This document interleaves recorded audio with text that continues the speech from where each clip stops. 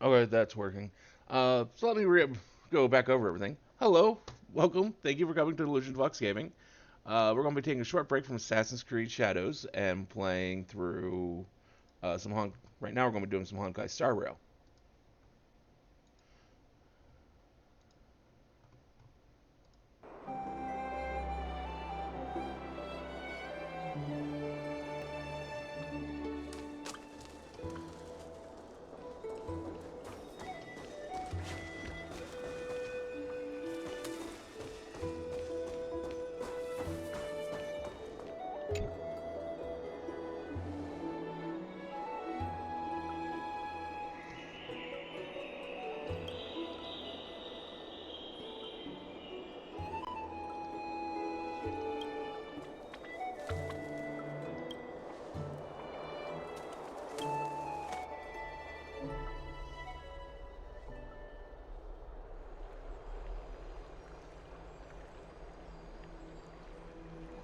Ah, it's you, Cass. I finished the anthology of poems you lent me. Here it is.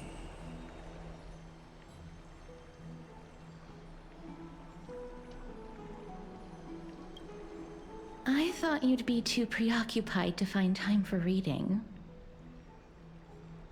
Precisely because of these obligations, I felt compelled to read it swiftly. Wouldn't all these preoccupations slow your pace?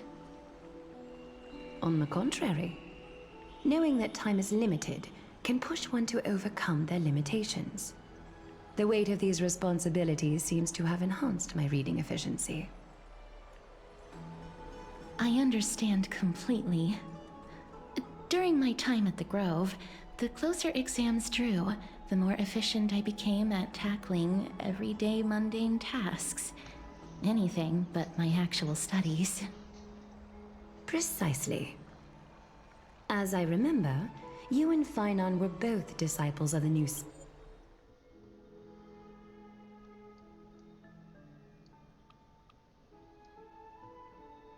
Sporists. I assume that Anaxa's exams were as unreasonable as the man himself, correct?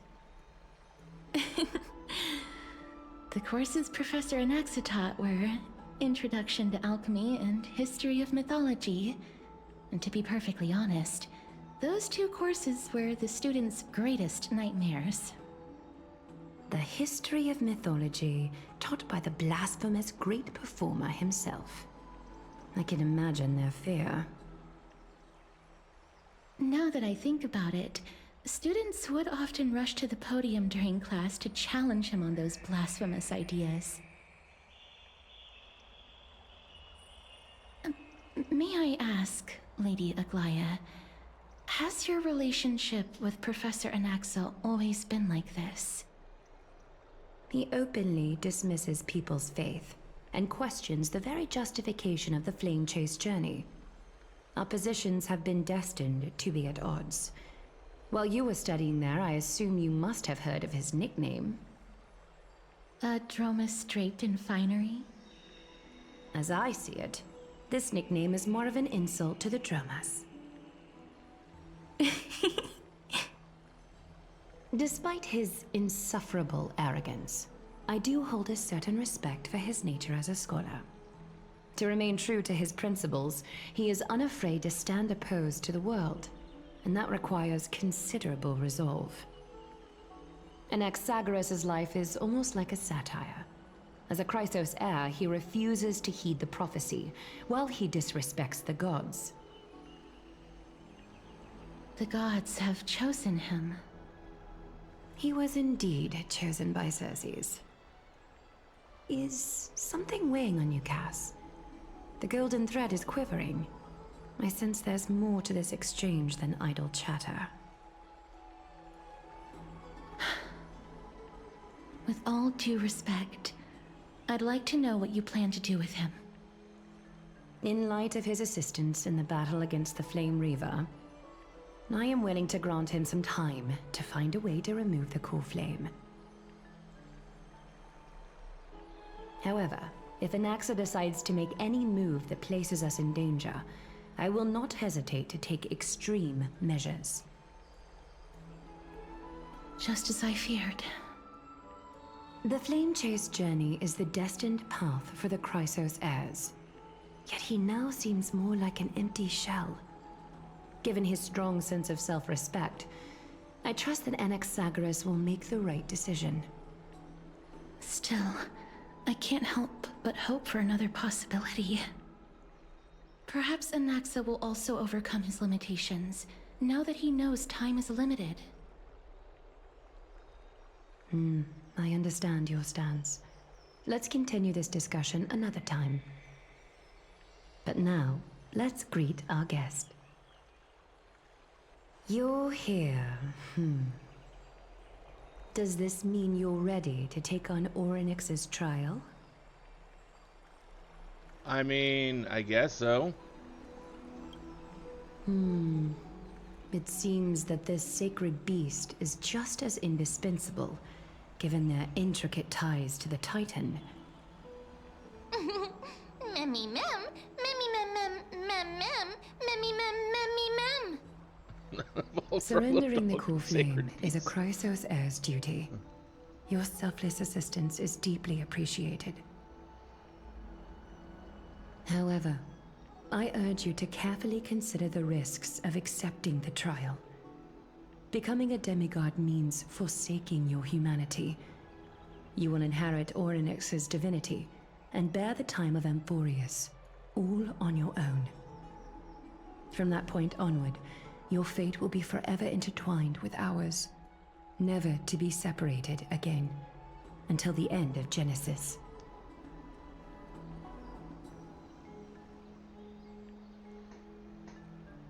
On the contrary, you are the only one who qualifies to attain divinity. Yet, for that very reason, I do not wish to pressure you. It's exceedingly rare to find a capable Chrysos heir. If this path proves unattainable, I am willing to lower my expectations. There are still many priests of Yanissopolis and their descendants in the city. If I'm left with no other option, I'll try to find someone worthy among them.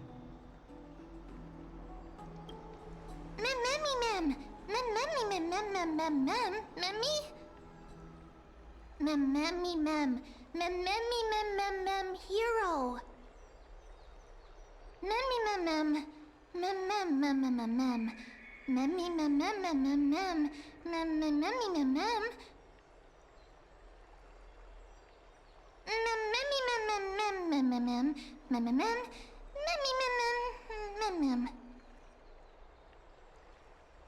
It looks like you know that Titan rather well.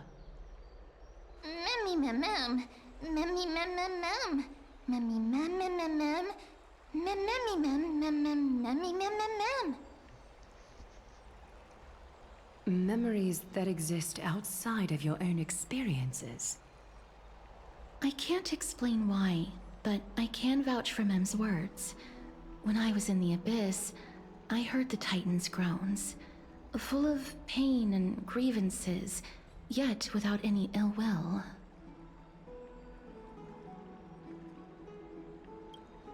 Since you've made your decision, go back to the bath chamber and get some rest.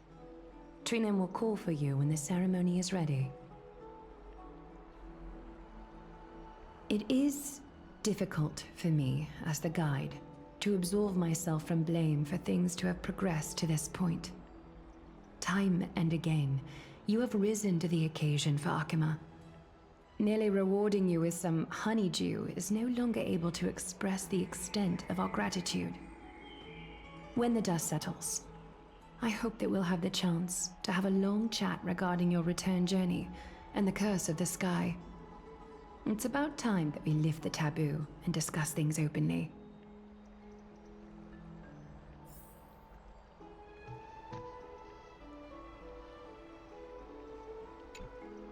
Miss, may everything go well for you and Mem.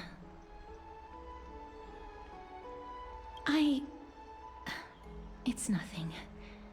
I only came to discuss some matters with Lady Aglaya. Previously, I lent her an anthology of poems that Lady Trianne had gifted to me. Tracing back, this anthology was something left for Lady Trianne by a bard before their passing. Although personal properties should be cleared out once their owner has passed on, Lady Trianne gave this book to me since she knew how much I liked to read. It just contains an allegory. In a faraway land, in a city known as Styxia, a dragon corrupted by the black tide descended one day, swooping upon the city like death itself. It swallowed the princess of the city whole before it was suppressed. After taking down the evil dragon, the warriors discovered that the princess's life had already met its end. Overwhelmed by grief, the queen hired an alchemist to resurrect the princess using the dragon's flesh and blood. However, having lost memories of her previous life, the resurrected princess turned into an evil dragon herself and wreaked havoc on the city. As a result, the prosperous Styxia met its demise.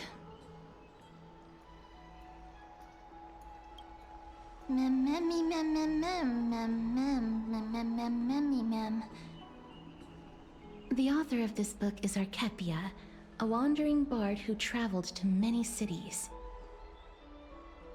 Among the things she left behind are poems, dictionaries, and many tragicomedy scripts. She even clearly underlined and took notes in books that covered myths with her elegant handwriting. While flipping through these books, I felt like I was afforded a glimpse into the life of Archepia. It felt just like I was traveling with someone that I'd never met before. It was as if she had yet to pass on and was still alive. That's right. Writing, drawing, and taking photographs. It seems like human nature to try and leave records of things. Speaking of taking photographs, when I was helping you to take the photo previously, I did not look through the photos in your photo stone out of courtesy. But I'm also very curious about the story of the Rosy Celestial Maiden. Despite having visited many cities in Amphorius, I still understand nothing about the world beyond the sky. If there is an opportunity... Forget it. Let's talk about this in the future. For now, I only hope that you'll be able to complete the trial safely and obtain Orynyx's blessing.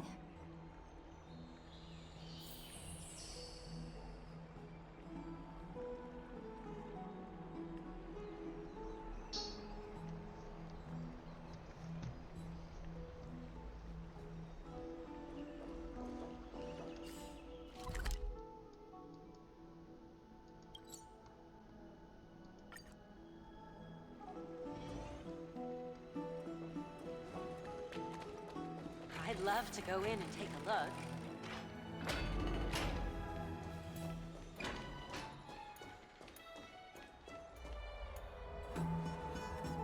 That's right.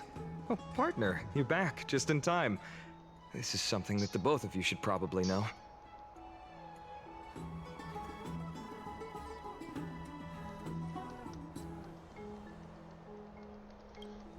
Good news? I wouldn't call it that.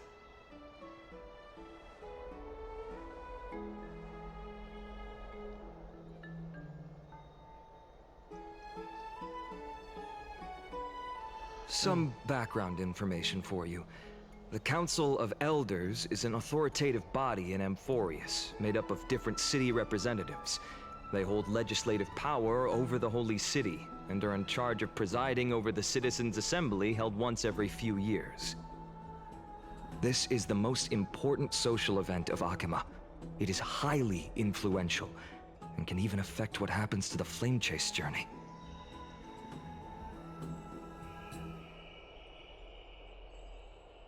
Despite her vision and wisdom that spans across thousands of years, even she cannot win over the hearts of everyone.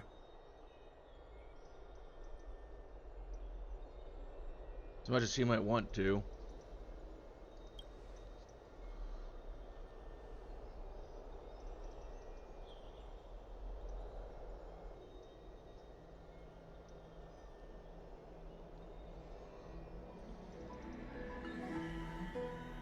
Every 5 to 10 years, the Council of Elders organizes a citizens' assembly at Dawncloud. During the assembly, the representatives will vote on major issues, such as whether the Chrysos heirs led by Aglaya should still hold the right to govern the Holy City, and whether the Titan's conquest should continue.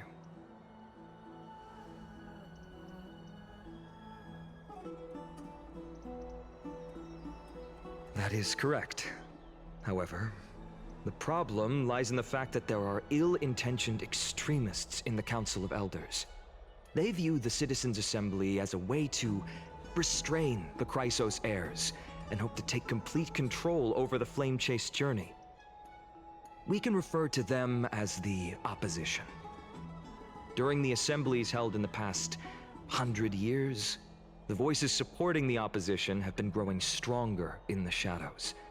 It's only thanks to Aglaya that the Flame Chase journey has been able to continue to this day. The Citizens' Assembly is just around the corner, but this time, there seems to be a new variable to the situation.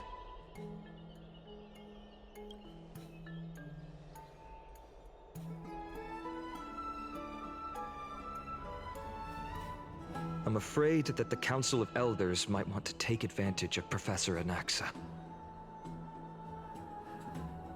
Aglaya will surely take back Circe's core flame, but with Anaxa's current condition, it's so unique that nobody knows how taking the core flame away from him will affect him. He has always been someone that is only concerned about his own research. I'm certain that he must want to escape from the monitoring of the Golden Thread and protect himself. If the Opposition were to offer an olive branch at this time...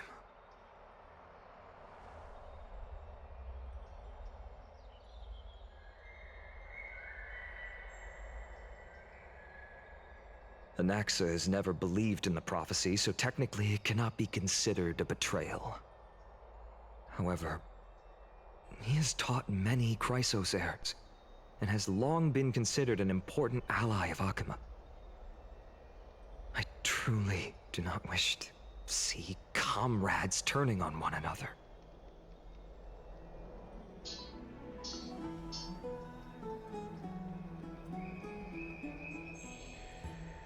As I believe in his character, I plan to plead with Aglaya and try to buy more time for him.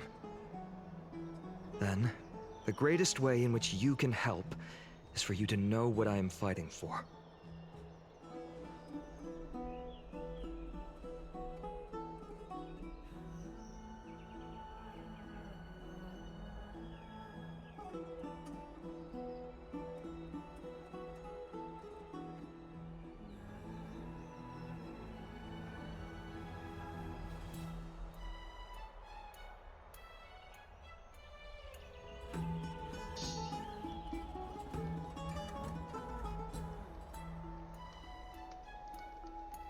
Allow me to apologize for the fact that we always seem to be troubling you. I hope that Orynyx will show more benevolence and be more accommodating. I remember that they seemed quite fond of you back in the Abyss. Go and rest and regain your strength. We'll meet at the Vortex in a few days. Oh, right. You can read this scroll if you want to find out more about the Council of Elders and the Citizens' Assembly.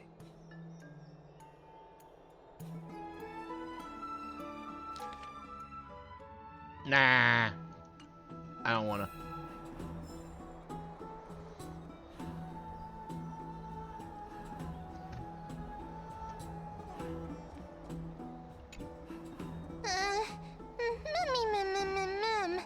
Mem nervous.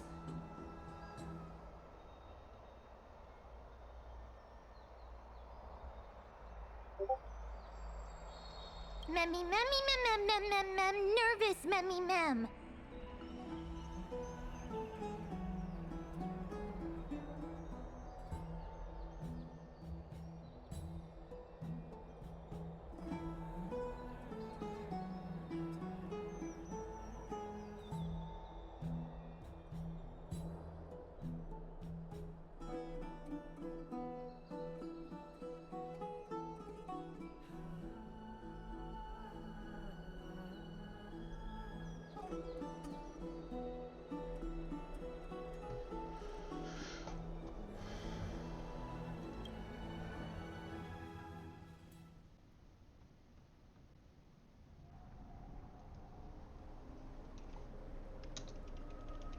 Esteemed one, Orynyx's vacant totem awaits.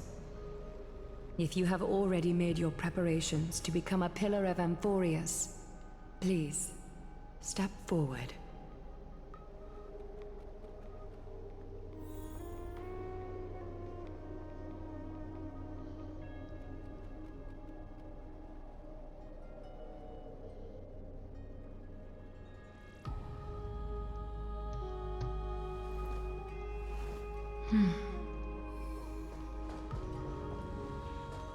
Little Gray and Mem, thank you.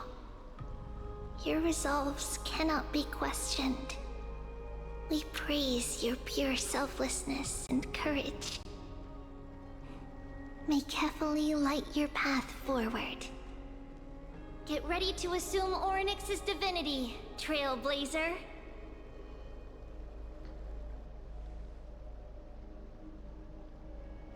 The divine position of Orynyx has already been vacant for some time.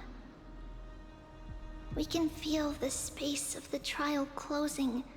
As there isn't much of their soul left, we'll have to complete the ceremony before their soul completely dissipates.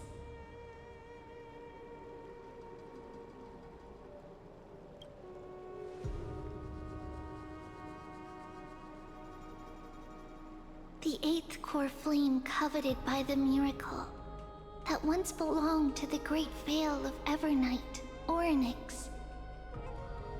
It shall now be returned by the two elected heroes of the Chrysosairs, a traveler who is upright and courageous, and a sacred beast that invokes miracles.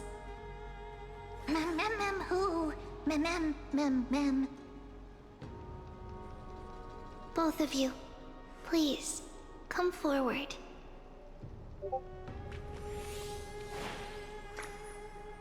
Recite along with us.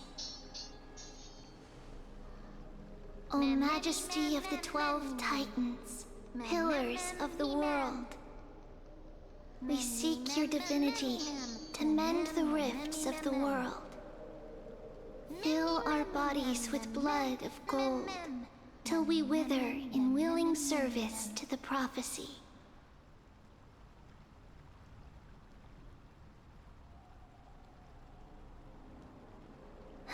These are just words meant to make the prayer seem more solemn.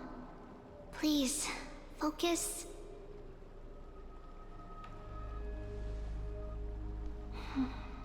And surrender the core flame.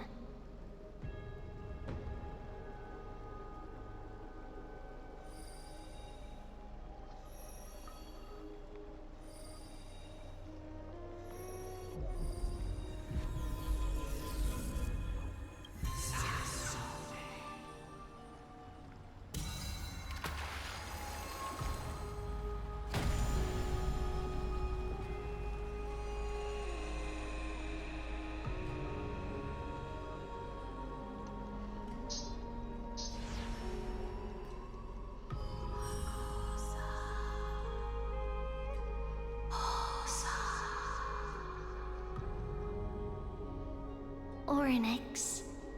Their soul has been waiting for a long time. Perhaps they're also quietly waiting for the arrival of their successor.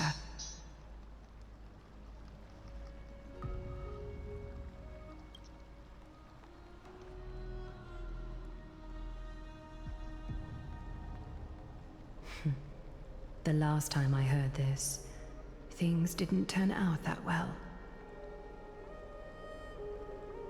Don't worry, Aglaya.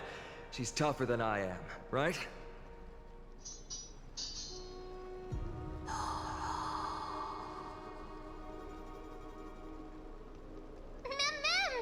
Mem.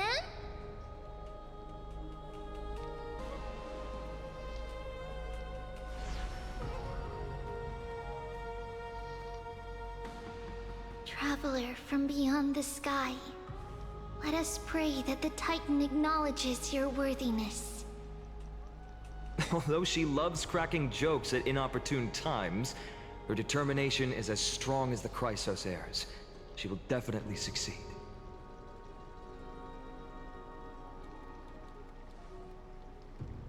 While she's away, I would like to have a chat with you, Aglaya.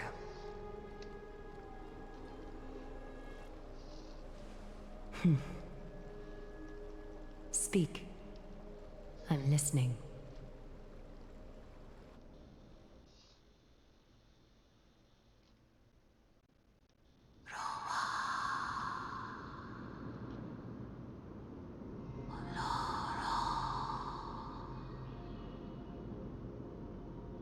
Slap, slap! Wake up!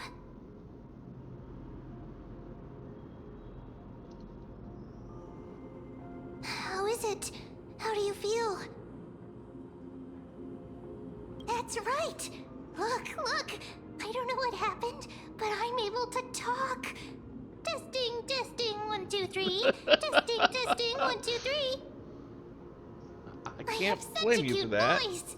It must be because of all the memories that I collected. They allowed me to grow beyond expectations. Also, listen. The words of the Titan are becoming clearer. Mother.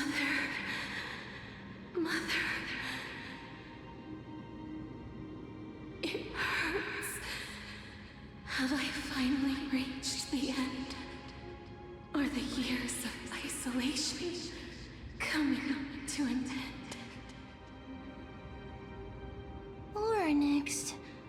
Oh, how heartbreaking. Ever since the figure draped in the black cloak robbed them of their core flame, they have been relegated to waiting in isolation in such a confined space. We are going to help alleviate their pain, right? I mean, that's the plan. Broken. Mother? Where? Mother? Who are they calling out for?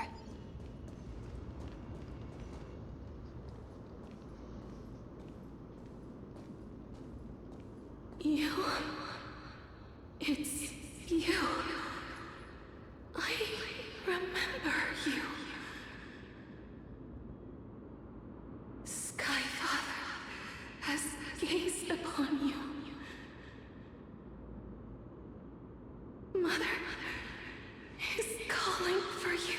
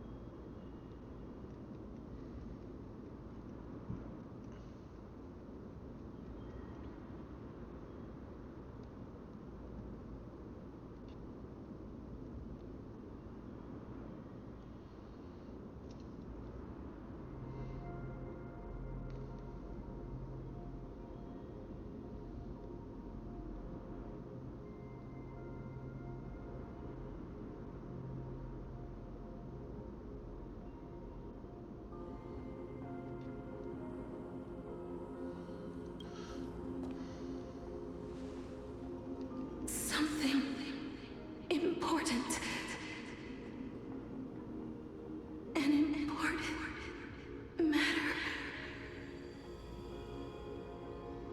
Orynyx, listen to me. Aren't you tired? Throughout the long years, you have always been protecting the fate of Amphorius. Each time people draw strength from within their memories, every single ripple falls onto your shoulders. There's no need for you to bear this any longer, Orynyx. From today onwards, someone else will bear time on your behalf. This is why we have come. Freedom. Freedom. I want freedom. Oh, poor child. Everything will be fine. Let us help you. You can have a good rest now.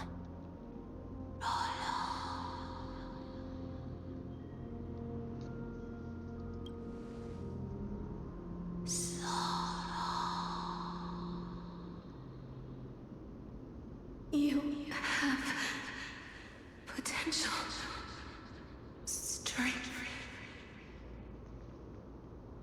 willpower, powerful, and tenacious. At least we tried. But you lack something. Just one thing. Lacking something. What is it?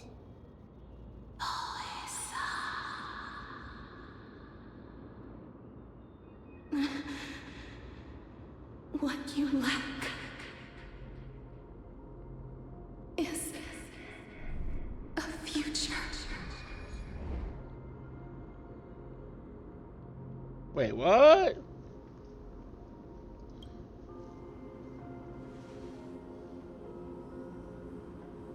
Future? Traveler from the sky, you should have dissipated already.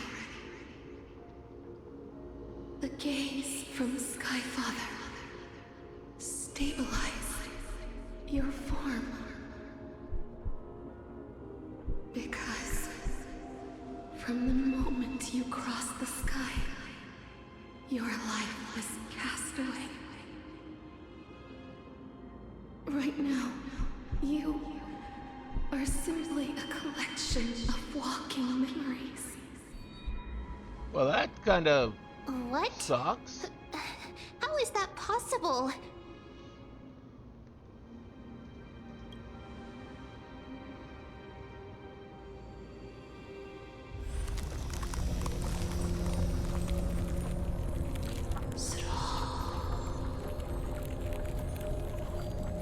The space is collapsing. Someone must inherit the authority of time. If the pillar is lost, the laws of time will collapse. Amphorius will succumb to eternal disorder.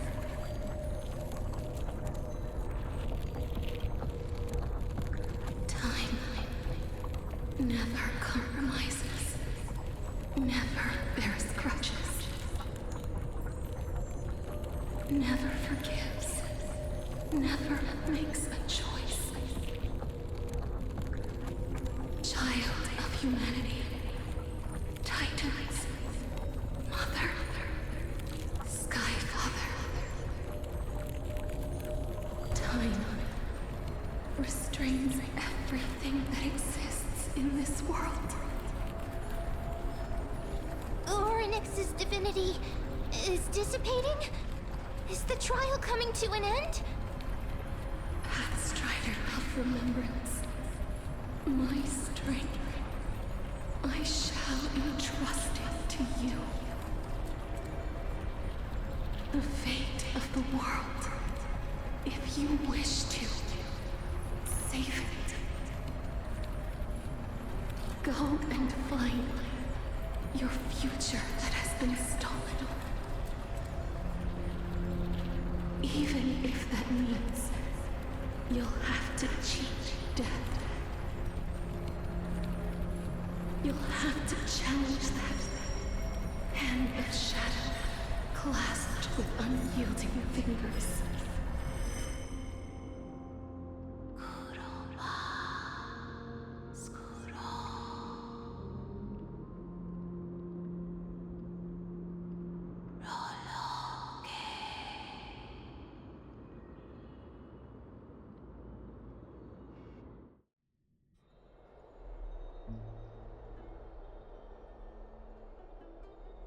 Yeah, I'm awake.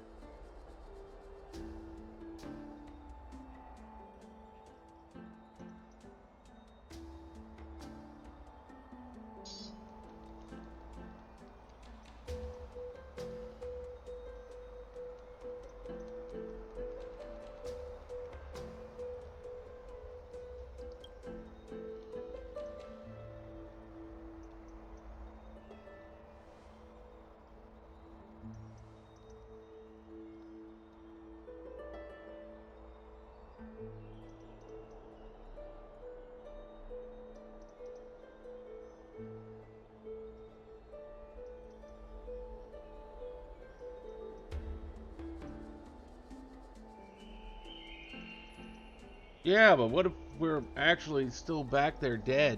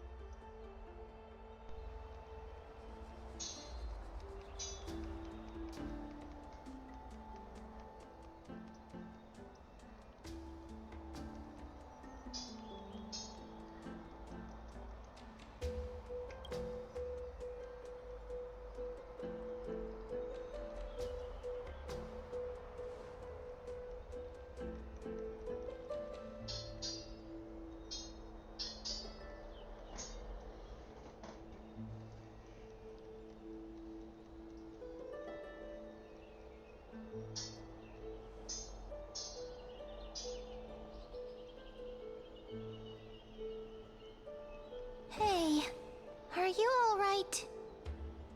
I heard you two talking about Thanatos. Cass is also very concerned about the warning. She has left the Hey! vortex and returned to the garden. Shall we go and look for her? Thanatos is the titan that Cass has always been looking for. Regardless of whether there are any clues, there's probably no one else that understands death better than her. Oh, right. There's something that I have to tell you. The Chrysosairs already know everything that has happened to you. I was too worried, so I told them everything. Please don't hate me, okay? Okay. I really wasn't going to say anything about it, but...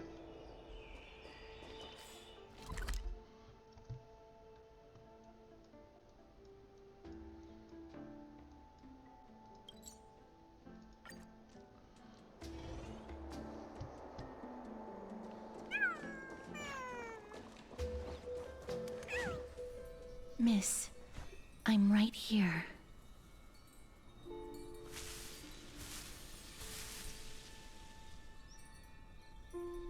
Please stay there and slowly turn around.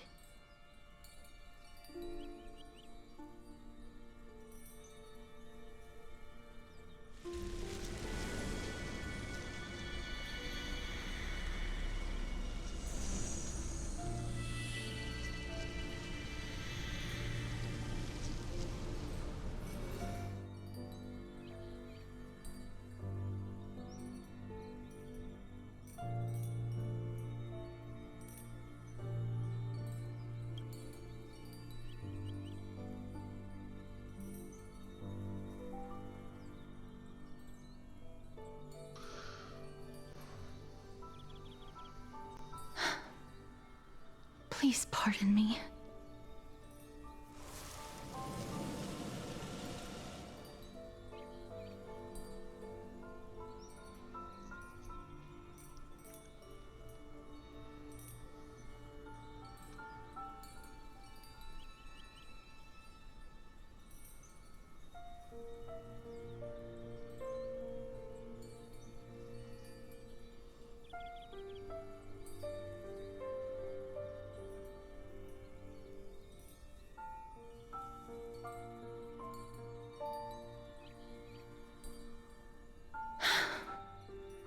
Just as I expected.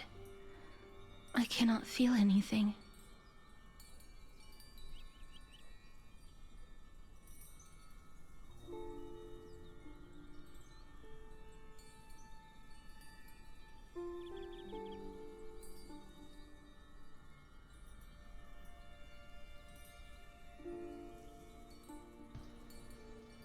Back at the Grove, I was puzzled as to why you were not affected by my curse. I thought that it might have been the special ability of a traveler from beyond the sky. Never did I expect that this would be the true reason. I'm sorry. I should have noticed that something was amiss earlier. Miss, if my abrupt behavior just now offended you, I hope that you can forgive me. I'm just thinking, if your soul has really left your body, as a mortician, I might be able to trace where it has gone to. Cass, did you find anything? My apologies. Not as of yet. Perhaps I have overestimated my capabilities. But, Miss, would you be willing to let me try again? This time, I'll increase the area of contact slightly. Perhaps the result might be different this time. I have never touched the living in this way before. If my actions are in any way disrespectful, I hope that you can forgive me.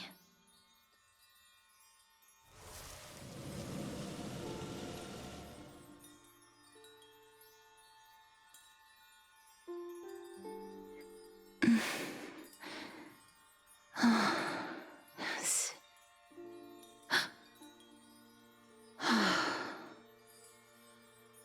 I seem to have caught a glimpse of something.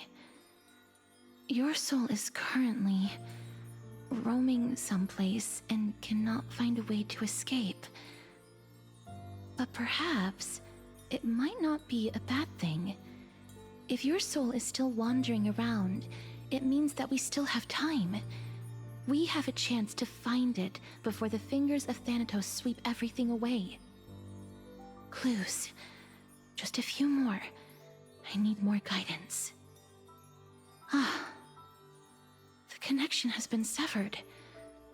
With my strength, I'm not able to trace it. It was me. I was a little too hasty.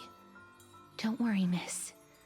Although we currently have no leads, I will do my best to search for the whereabouts of Thanatos, bring back their core flame, and personally return to you the life that you have lost too soon. I know that I'm lacking in confidence, but I hope that you can keep this promise of mine in mind. Before I manage to deliver on this promise, please do your best to hang on. Amphorius needs you.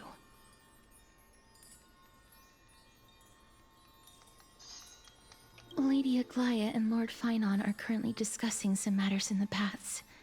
They're worried about you too. If possible, please go there and let them know that you're well. Although, I don't actually know whether your current situation can be described as well. Also, please accept this Styxian fable. Reading can help one to focus and relax. I hope that reading this can help tide you through this difficult period. More and more species are disappearing.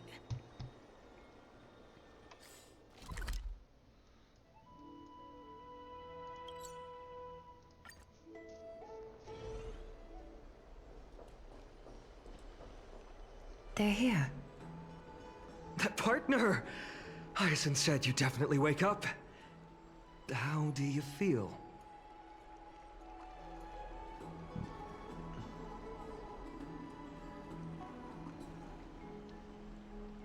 I beg you, please forgive me. You've completed the trial of time, and I have to admit that the process went better than I expected. Even in the end, that Titan's heart still showed a soft spot for humankind. However, I never expected that. Two people who have cheated death would appear in Akima at the same time. That's what we have been talking about. Mighty has been in Akima for such a long time, but has no one thought to study his indestructible body? If there were even any minor breakthroughs, we wouldn't be as clueless as we are right now. Many have had this idea, but so far, there have been no results. If it were successful, Thanatos wouldn't have disappeared without a trace. Nevertheless, now is not the time for us to give up. At the very least, we can still see a glimmer of hope. Cypher. If anyone in this world knows the whereabouts of death, it would be her. I'll try and get her to return to Akima, but do be prepared for a less than ideal outcome. Please understand that throughout the history of Amphorius, no one has ever managed to escape the clutches of death. At the end of time, Thanatos silently awaits all.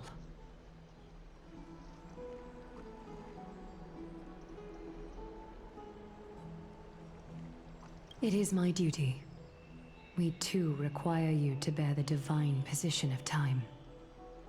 But before that, just... What's wrong, Aglaya? Omens always come in pairs. A tiny air current will eventually brew into a storm that tears the sky apart. It's Anaxagoras. He has initiated contact with the Council of Elders. In the end, it has still come down to this. I earnestly hope that your assessment of him is accurate, Finan. Otherwise, the efforts of my teacher and I of the past millennium might be reduced to dust because of that great performer.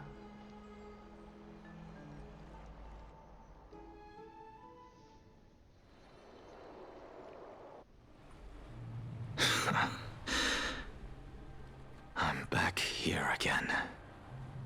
I remember this dream.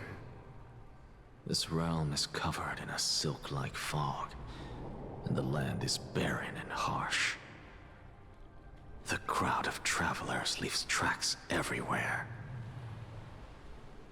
Hey! Excuse me! What is this place? Where in Amphorius are we?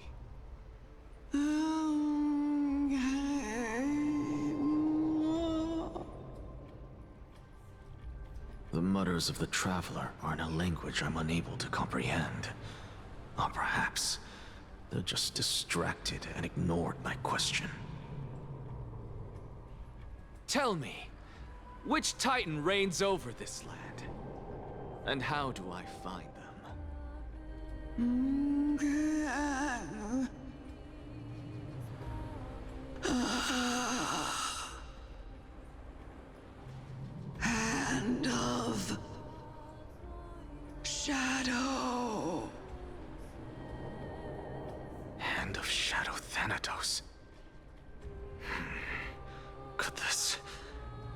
possibly be the Netherrealm? Not Netherrealm.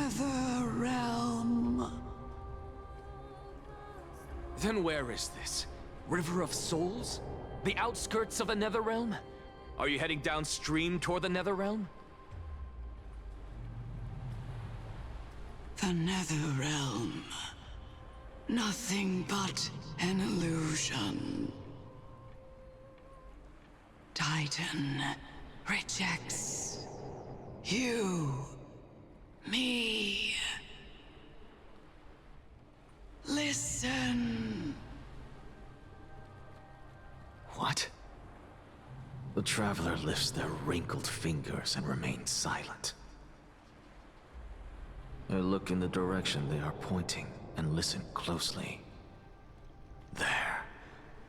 A massive shadow brought the sound of rushing tides. The sound of tides. I can hear it.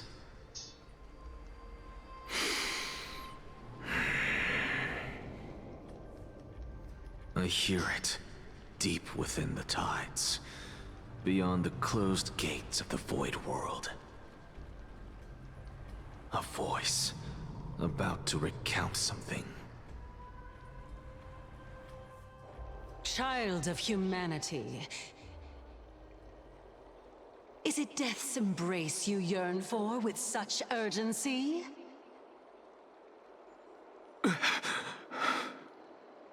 Oh, you have awoken. Welcome back to the mortal realm. Your consciousness is dissipating much faster than I expected. Ultimately, it seems like the Titan's core flame is incompatible with a mortal body. How much longer can my consciousness remain in the mortal realm? In my estimation, at best, you'll see 15 more entry hours. 15 days and nights. What is it? Are you finally starting to become attached to the mortal world now? On the contrary, 15 days feels a little too long for solving a singular problem.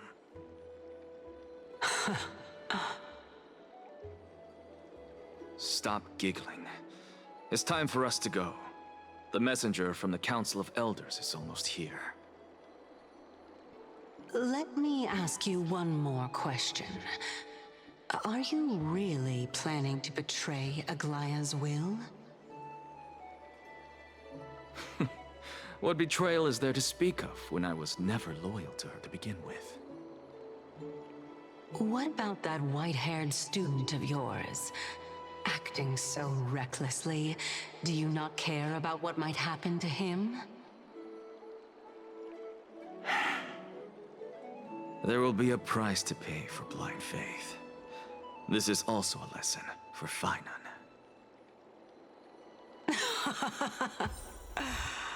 You truly are a strict teacher. Of course. This is how I've always been.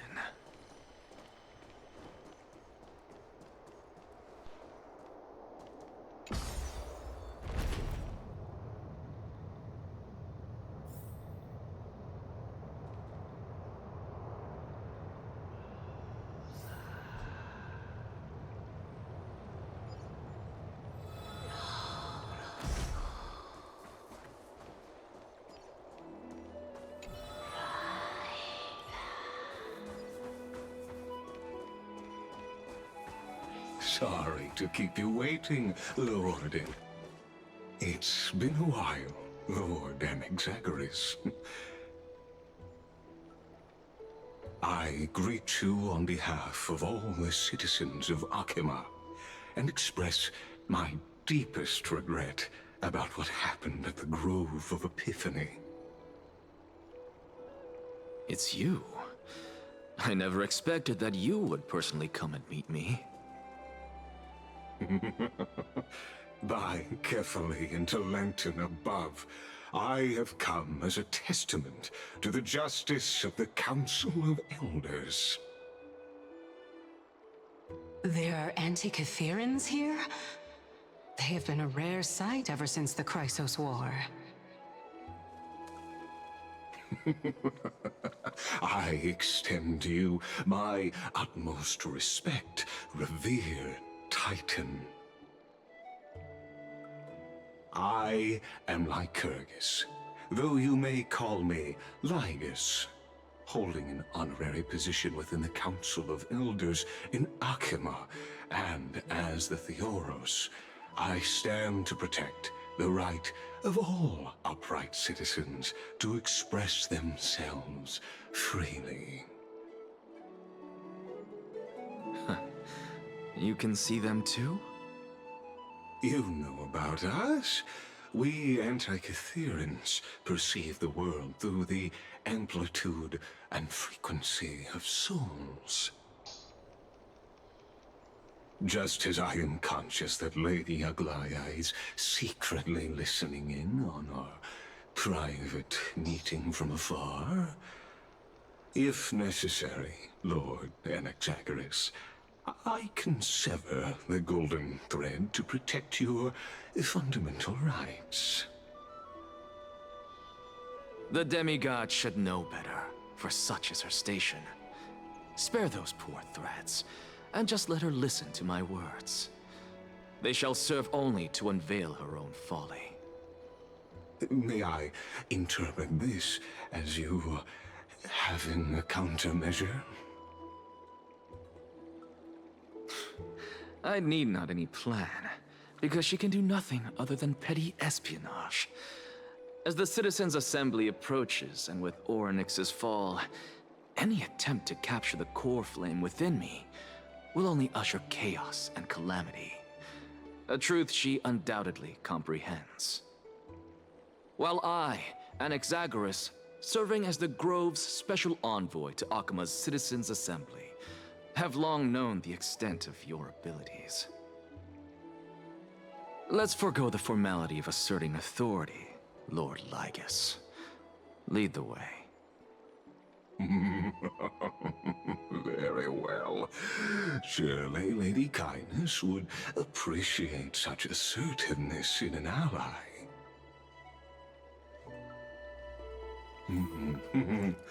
She's been waiting. Follow me, please. Is there something on your mind, Lord Anaxagoras? Nothing, really. It's just a question that I contemplate every time before I ascend to Dawncloud. For the Titans, does the falling equate to death? Ah, a pondering truly deep. Time is on our side.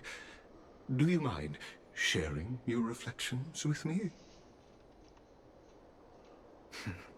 While all living beings must ultimately face their demise, Kefali has yet to meet theirs.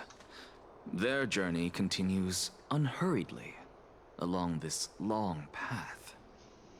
Are you suggesting that Kefali may not have truly passed? Yes. For dying implies an ongoing process, an action, whereas death signifies a static state, a definitive termination. In contrast to mortals, Titans exist on a grander scale of space and time, thus elongating their passage into death. The notion of their fall is but a misinterpretation born of mortal ignorance. Ah, an intriguing concept, albeit challenging to substantiate. After all, Kefali has maintained a profound silence ever since the era Arasa, while scholars and priests alike have conveyed the message of the gods' imminent fall. Perhaps the gods, in their arrogance, deemed it beneath them to reveal their perspectives to mortals. Could you elaborate on your statement? Circes, the kin of the Sky Father as recounted in myths, now resides within my brain. Were I to inquire, Kefali would have no cause to refuse. Oh, That very well could be true. But what if the world-bearing Titan still chooses to remain silent? In that case, the myths crafted by the people of Amphorius are nothing more than pitiful jests. It's worth a try. I believe, and I'd love to witness the fruits of your theory and the change it may bring to this imperiled world. Because I completely concur with you on this aspect. If the Titan has indeed met their end, any response from them would be impossible.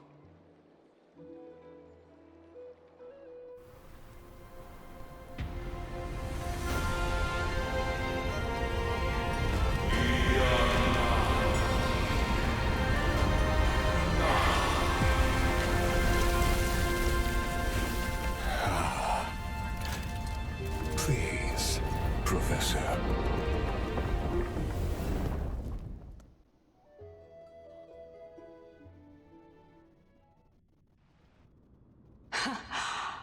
the children of humanity have indeed created a spectacle. Welcome to Dawn Cloud. The atmosphere here carries a greater sense of solemnity than the mundane clamor of the Marmorial Palace, with entry permitted only to the invited. Only esteemed beings grace this place, and among them I've received priests, scholars, warriors, and now we even have the honor to be in the presence of a Titan. Oh, what a joyous occasion. Once deemed a blasphemer, now a surrogate for revered divinity. The honor should rightfully be mine, shouldn't it? I'll notify Kindness and the others of your arrival. Kindly wait for a moment. A soldier will be here to guide you shortly. In the meanwhile, you're welcome to explore the vicinity, but kindly remain within the guard's view. Delaying the crucial meeting is something none of us wish to see, I presume. I'm well aware of Kindness's methods. There's no need to emphasize that. As you wish. Your cooperation is much appreciated.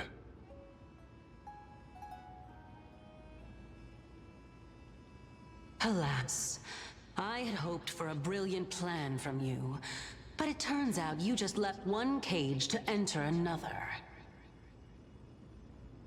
Save your concerns. I know very well what I'm doing. I shall depart to explore the surroundings then. Now that I look around, I wonder if there are any murals bearing my portrait around here. I'm quite intrigued to see how the children of humanity beyond the grove perceive another Titan. Off you go. Hey, Croy. This Titan appears to be quite at ease. I should investigate the Council of Elders' recent activities first. Be aware, I can hear you perfectly well from here. How's work going?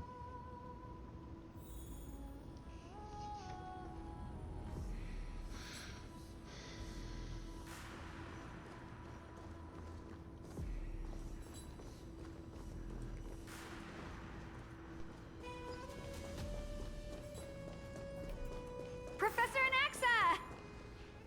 Over here!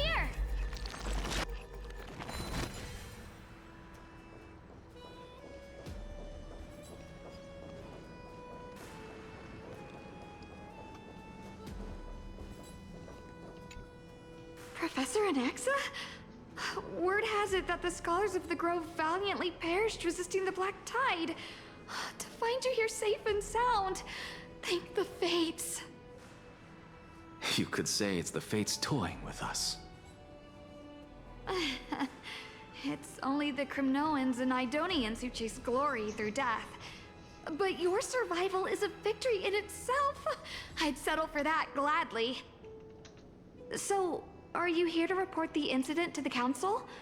I heard that after the Black Tide devoured the Grove, Akuma would be next in line, even with the demigod of strife standing alongside humankind. Tell me, how much does the Council of Elders know about the Black Tide? Once Kindness and her followers learned of Circe's and Orynyx's fall, they proclaimed in the council that the Flame Chasers could no longer stand against the calamity alone. Oh, well, that's good. Yet, when the Crown Prince ascended to godhood and repelled the Black Tide, she immediately altered her tune, declaring that all was resolved beyond Akuma, with the only remaining menace now being Aglaya and her adherents. They might well make their move at the upcoming Citizens' Assembly. No surprises there, those shifty opportunists. Thank you for your honesty, virtuous student. Being an opportunist could very well be a facet of wisdom.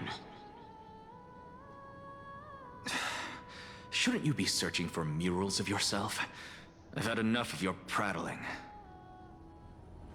I was really curious to see how you would find the middle ground between both factions, so I came to listen in. But it seems as though this Kindness is much more ruthless than Aglaya. If so, why do you want to work with her?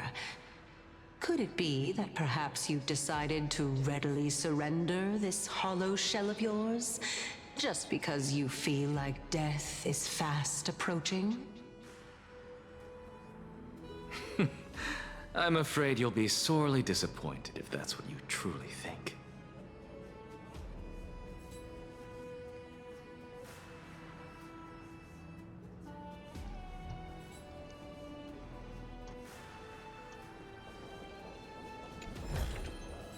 Seek, and you will find.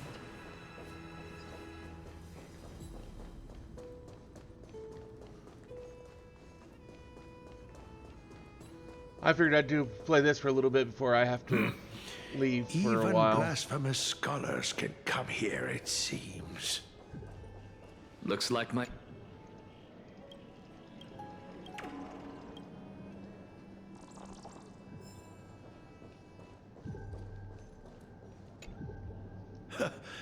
Anaxagoras, I thought that you had died to the Black Tide, just like the other scholars.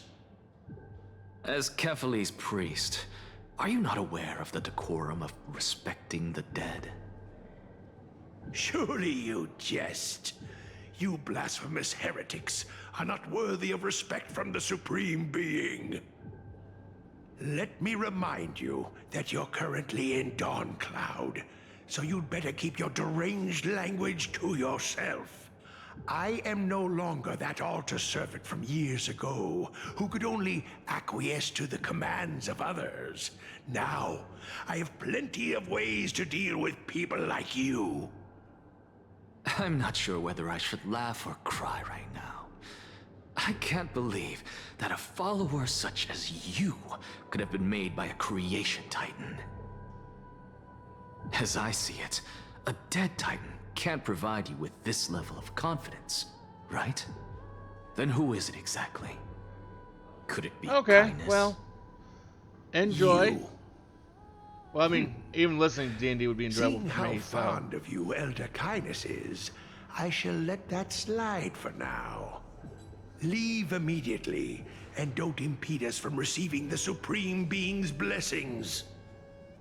Seeing as we were able to hear of this matter from the mouths of others, it seems that Kindness is indeed quite sincere toward us. Perhaps this affair will proceed smoother than I had anticipated. Oh my, what a thrilling confrontation. As expected of one of Kefali's followers. Are you praising or insulting him? Praising him, of course. As a believer of the god of deliverance, it is only natural that he detests evil. Didn't you hear me? I asked you to leave. Go as far away from here as possible. Don't mutter to yourself like some sort of madman and disturb my meditation. I've had enough of this. Could the 15th entry hour arrive any faster?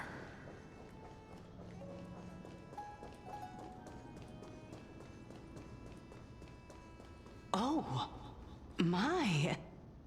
Every plant, every tendril, no, even every leaf could be the embodiment of Circe's. As a result, mere mortals who did not know what the Titan actually looked like chose to paint them as a giant tree instead. Their wisdom was portrayed as fruit, to symbolize how they shared their knowledge equally among the masses. Such exquisiteness indeed. This mural is quite abstract. I really can't tell whether you are praising or demeaning yourself. Now I'm quite curious whether the Reason Titan has studied figures of speech before. Of course I find such stylistic devices interesting.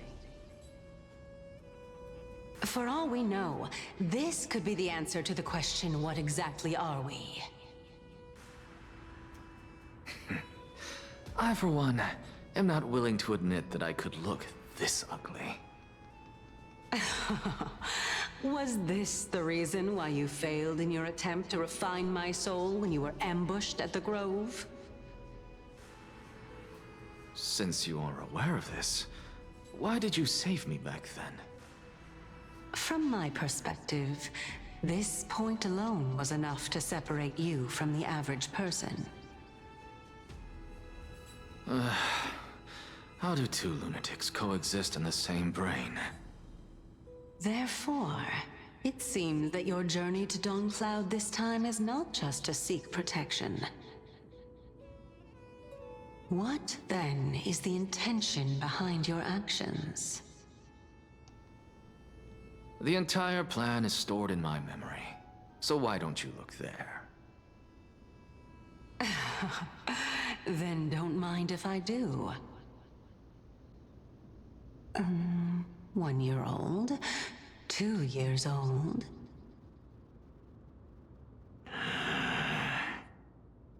Oh my!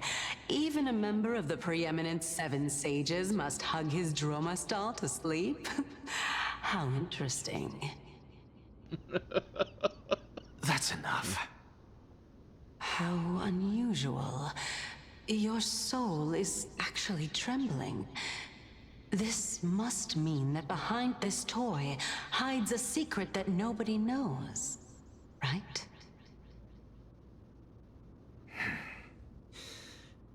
Since our days are both numbered, I don't mind telling you more about it. This is a present that my sister gave to me. It's a doll that was made to look like our family pet. So there are other members in your family, eh? Are they also living in Akama? Don't you just love to pick through my brain? Go on, continue flipping through my memories. To be fair, It you won't did take give her long. permission. You'll discover the answer when you reach the memories of when I was 5. Oh, the black tide is everywhere. I can't bear to look. When I was young, I couldn't accept this outcome either. Georios, Aquila, Kefali, and you, of course. Although I prayed to every titan that I could think of for help, my efforts were ultimately futile. This...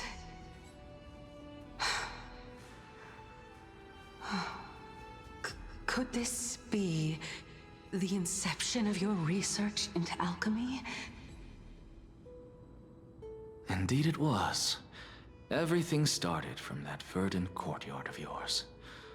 When I was pursuing my education there, I naturally also came to learn of the Thelisis's theory as well. Oh, I remember that person. He was the one to come up with the concept of souls, right? Not only that, he also believed that life, as well as the composition, movement, and transformation of matter, all stem from souls themselves. This is why I thought that, since all living things stemmed from the same origin, why could I not sacrifice myself in order to resurrect my nearest and dearest? Anaxa, you... I did it, teacher! But this is absolute blasphemy. Regardless of how much freedom the Grove provides, such an act could cause you to be burned at the pyre. Your beloved, where is she now? Send her away from the Grove at once, to a place where nobody will ever be able to find her. Otherwise, the both of us will be judged by the Council of the Seven Sages. Calm down, teacher. My sister, she's still not in the mortal realm, even to this day. What do you mean?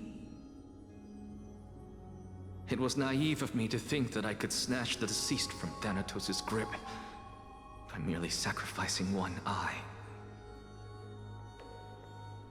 Equivalent exchange. So now we're going into Full All I Metal received Alchemist for that territory. price was but an opportunity to see her for one final time. Nothing more. Oh. Let it go, Anaxa. As one of my best students, I cannot watch you go down the wrong path without doing anything to stop it.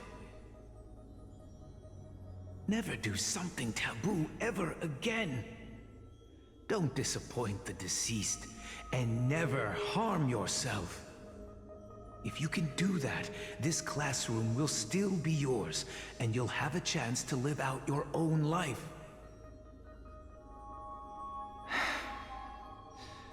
Since I was able to see her one last time, I have no other desires. You're right, teacher. It's time for me to start a new life. I am sincerely glad for you, child. Now then, what topic would you like to study? I wish to continue Thelisis's research. Continue the research into souls, but you know that the Grove has long since understood his philosophy like the back of their hands. Even if you continue digging into this subject, your efforts will likely be futile. No, teacher. After my fleeting glimpse of the deathly fog, I finally understood a single truth. Since ancient days, our understanding of the souls is but the tip of the iceberg. I may have lost an eye, but my view of the world has become clearer than ever. I have grasped the truth with my bare hands. Watch as I turn this farcical world upside down.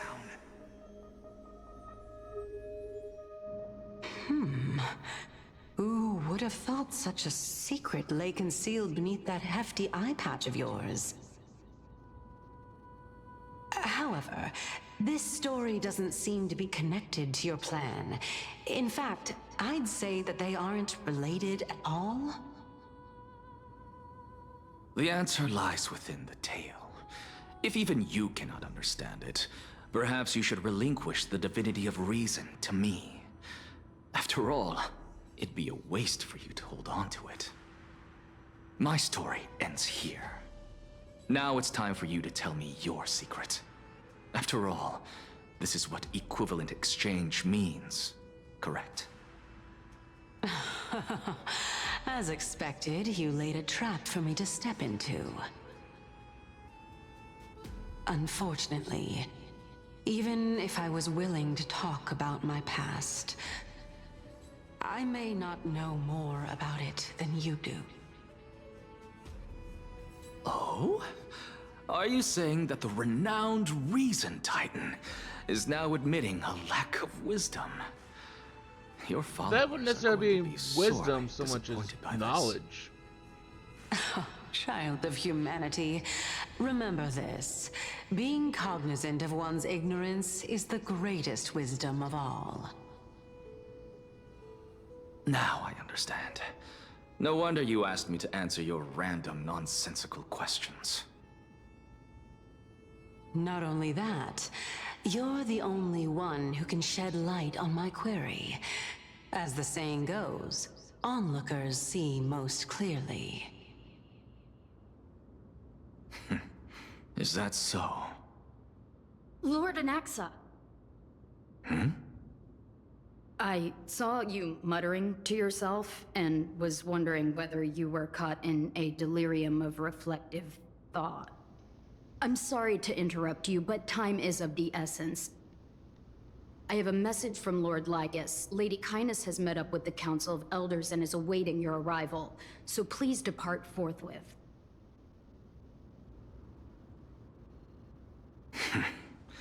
It's finally time. Carefully. The one who created the world, and the one who bears the world.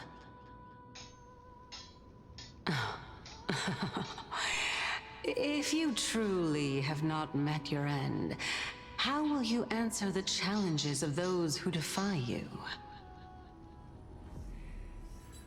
I didn't expect you to agree to Lady Kindness's invitation. What a wonderful turn of events. To tell you the truth, there are many people who hold grudges against that Lady Goldweaver.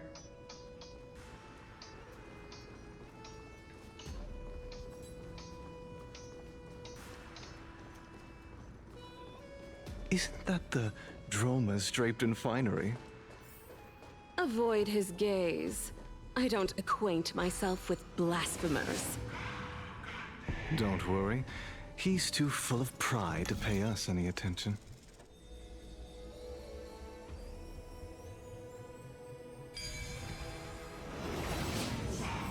A student of Empedocles? I hear that his views run counter to the Venerationists. This is what being a scholar is about. A collision of ideas only occurs when there are differences in beliefs, and it is such collisions that lead to progress. Yet, in my view, there are only right and wrong. Lord Lygus and Lady Kindness are just ahead. I'll take my leave for now.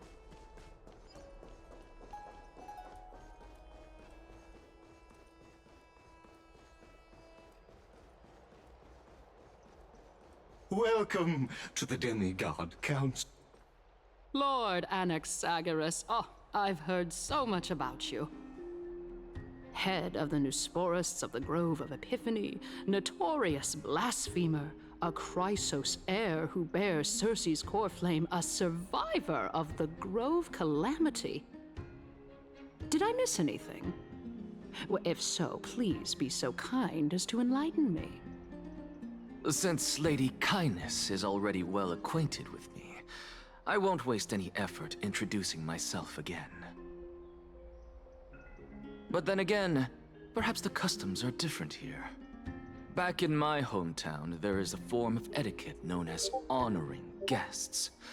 The host will welcome their guest with warm hospitality by treating them to fine wine and a cozy bed. And yet, ever since I arrived, I have not been welcomed with warm courtesy or ceremonial gifts. Instead, I am met with intense scrutiny. Even more absurd, the host has sharpened their blade and instructed their servants to lie in wait in the shadows. Perhaps you intend to cut open my heart, retrieve the core flame, and then hold a grand feast for all of the guests. Everyone, stand down. Thank you for understanding. I am but a feeble scholar who is not used to the stench of avarice and blood. No need to be humble, my lord. From my perspective, your courage and gumption are worthy of the reputation of the Seven Sages. Your bravery is more than adequate to accomplish our perilous endeavor. So, you wish to start a war? Well, since the Chrysos heirs are calling for war, we will respond in kind. Conflict is inevitable. Since Aglaya endeavors to suppress the virtuous commoners with blood of gold, we will not hesitate to display the rights and mettle the citizens of Akima are so entitled to. As to your question of whether peace is still a viable option, well, to that I can only say this. Everything hinges on the next citizens' assembly and whether they have a sudden epiphany amid the clamor of the masses. And since you, as a Chrysos heir, accepted our invitation, you have indeed given us a glimmer of hope. What brazen arrogance. What you're saying right now is worlds apart from what you were saying before you retired your cleaners. I don't deny it. After all, they're responsible for cleaning up any threats, and just a moment ago, you were on the side of the Chrysos heirs. But now that you're an ally of ours, we can continue talking somewhere else. As you know, these walls have ears. I was fortunate enough to have the opportunity to discuss a treatise about the Venerationists with your teacher, Empedocles. Yet, it seems you subscribe to the Nusporists instead, Lord Anaxa. I've heard that this school of thought is one with many detractors. It's normal for ideas to have support. Welcome back to the hub of the Demigod Council, Lord Anaxagoras. Surely you remember that countless eloquent orators have stood in this spot before and emerged victorious by stoking public sentiment with their words. And yet there have also been innumerable blasphemous philosophers who set themselves up for failure because they refused to defend their actions. This tiny stage is the most profound embodiment of Akima in centuries. In 15 days, this site shall also become the most important, as well as the final turning point in Akima's history. May the both of us carry out our duties with honor and lead the masses back toward the Erechrysia, a golden age with no death, strife, or trickery. Oh my, 15 days and nights. That aligns perfectly with the date of your demise. Could such a coincidence truly exist? Using death to prove myself fits my intentions perfectly. What strong conviction you have, as expected of the hero who dared to stand up to the Gold Weaver. As expected, she misunderstands you. That's enough, Lady Kindness. Dispense with the niceties. I only accepted your invitation so that I can serve the commoners alongside the members of the Council of Elders. Don't test my patience with such superfluous formalities. Well, you say that now, but surely you also require my aid as well, so that you can stay alive even when being pursued by the Golden Thread? You worry too much. She won't show her hand too freely, as she still needs to garner support from the masses at the Citizens' Assembly. Even someone like me can tell that only a sliver of her humanity remains. Surely you're not asserting that she will definitely act in a rational manner. As you're no doubt aware, Aglaya covets the core flame that I possess, which makes it the bargaining chip that allows me and the rest of you to negotiate with her. However, in return, I'll need the Council of Elders to support me as much as possible. Naturally, this includes the guards as well. You're well aware how valuable Cersei's core flame will be in the era Chrysia that you are desperately pursuing. Talk is cheap, so you'd better act prudently as well. I understand. After all, this battle of wits is just a means for each party to acquire what they need. As long as your request is reasonable, the Council of Elders never shortchanges its allies. Since we're both intent on mutual cooperation, let's not mince words and just speak plainly to each other. Let us decide how much we can secure for ourselves and how much we're willing to sacrifice, like true philosophers, with our words and wisdom. Continuing from the earlier topic, let us discuss our common enemy, Aglaya. She is the second most experienced Chrysos heir across the whole of Akama, who has gradually lost her humanity to the ravages of time and the ablation of the core flame. A formidable opponent indeed. Admittedly, there is ample reason for her to take your life. Yet your previous reasoning is quite sound. As a seasoned political animal, it's unclear whether she will actually cross that irreversible boundary. Moreover, she still needs you alive so that the Titan's trial can be completed. Is there anyone present who can swear by the sacred vow of Kefali and guarantee that you weren't in league with that woman before coming here? Are you just trying to pull the wool over our eyes and aid her in her savagery?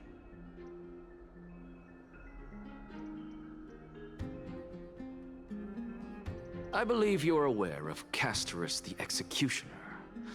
Long before I returned to Akama, Aglaya had already dispatched her to monitor me. If I weren't able to reach this place in time, I would have been forced to meet Thanatos first. As compared to a comprehensive plan with uncertain results, if you decide to cut open my chest and remove the core flame, wouldn't that settle her nerves even more? Everything is in place. She just needs the right timing. I understand what you mean. At the very least, the both of us agree that this tyrant who wallows in extravagance and greed is the greatest threat to achieving peace in Akama. The Council of Elders is willing to defend your right to live, just as we defend every oppressed citizen. However, I regret to say that sentiments in favor of the Chrysos heirs and Aglaya are only growing in magnitude. The peace that we are aspiring toward, as well as everything that we hold dear, will be destroyed completely. The city will be burned to ashes, and the citizens' blood will be shed. Tell me, what are you willing to do for our esteemed citizens so that they can vanquish the enemies of our fine city?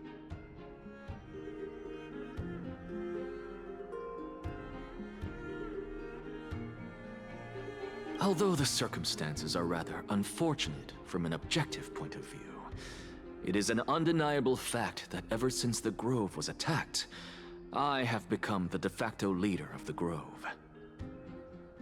The Council of Elders needs more backing if it wishes to topple Aglaya, and it's evident that the Academy wields considerable influence. At the very least, I have served as the Grove's special envoy to Akama for a significant amount of time. Of course, this also means that I will hold a crucial vote at the Citizens' Assembly. In the name of Kefali, Akama thanks you for your sincere and valuable thoughts. At this stage, It's clear that you and I understand the benefits to be won from this discussion. Let me put it plainly.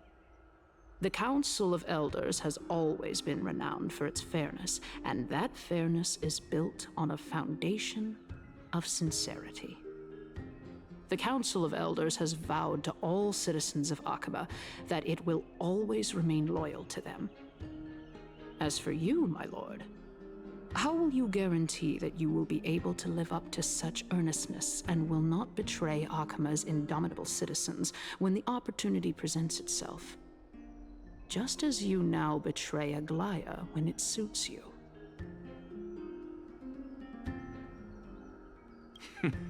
Surely you jest. My loyalty does not need to be proven. The fact that the Council of Elders is asking for proof of my loyalty is itself akin to a form of betrayal. I am incredibly honored to have witnessed the both of you bury the hatchet in a civilized manner. However, I am afraid that I must interrupt for a brief moment. As the Theoros, I have observed the following. Lady Aglaya, the Goldweaver, is currently on her way to Dawncloud. Oh. Well, I do believe that we might have a slight overabundance of guests today. Feeling dissatisfied, Lady Kindness? Despite the Council of Elders' lofty residence on Dawncloud, it must still tolerate the whims of the Chrysos heirs. So you were holding back just now. Seems like you are better at playing this game than I. In any case, I'm glad that she's arriving here. So tell me, Anaxagoras, now that you're an ally of mine, if Aglaya were to demand that I hand you over, what should I do? You can do as she says. Tell her that the Council of Elders merely wished to chat with me and had no intention of offending her. However, by doing so, the authority of the Council of Elders will be as thin as papyrus that has been soaked in blood. Not only can it be destroyed at the slightest touch, but the Council will also lose possession of a valuable core flame. No, more like 2 core flames. After all, at the next Citizens' Assembly, that young lady who is synonymous with death will also be standing on our side. Oh? How can you be sure of that? Is that of importance to you? All you need to know is that I have a plan. In my opinion, you should be more worried about the impending threat. If Aglaya can seize me in full view of the masses today, she could also dismiss the entire Council of Elders in one fell swoop tomorrow. If that happens, the discussion that we've just had will turn into an utter joke instead. Is this the outcome that you wish to see, Lady Kindness? Fine. I will handle this matter appropriately. But you do best to remember this. Fool the people and karma will be on your tail. I'll overlook it this time, but don't count on there being a next time.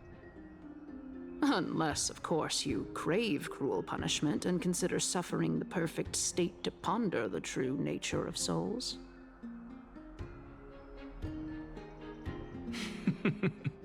Well, what do you know? That happens to be one of my rare talents. We shall see then. Ah, I've got to say that you've managed to really impress me again. But shouldn't you be going after more? Dying to know what I'm after, hmm? I mean, I'm the reason Titan after all. It is in me to ask and seek answers. Easy there. You'll learn the answer soon enough. I didn't bring it up with her purely because she doesn't have the means to give me what I truly want. It's as they say, onlookers see most clearly. The true masters of Dawncloud have always been the Theoros, who watches over everything.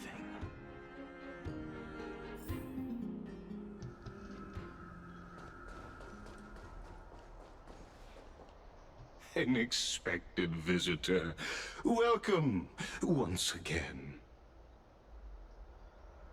You know, you could actually skip all the pointless debate and come straight to me to seek an audience with Kefali. I have no reason to refuse you, do I? You may not, but kindness has. Whoever gets hold of Kefali's core flame will get to rule over Akama. She's wary of me, so naturally I had to gain her trust. I would say that debate was not at all pointless. Very true. In my view, this individual has gone to great lengths to get close to Kefali. He might very well be plotting something nefarious against the Titan.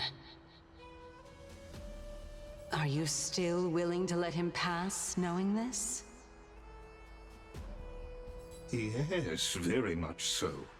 All living creations are always free to visit Kefali's transcendent vessel. This comes with being the World-Bearer. How convenient it is to be able to hear what they say. It is truly my honor to speak to a venerated Titan in person. Please, go ahead. Let me join you both on this journey. Oh, a bygone myth tells of an occasion where Kefali once answered their followers' questions on the peak of the Holy Mountain. Their followers have since believed that scaling this Titan cliff is one way of being with the god. Hear that? It's not every day that you get to climb a mountain with Circes. You should sing me a hymn of praise. Titan hymns are beyond me.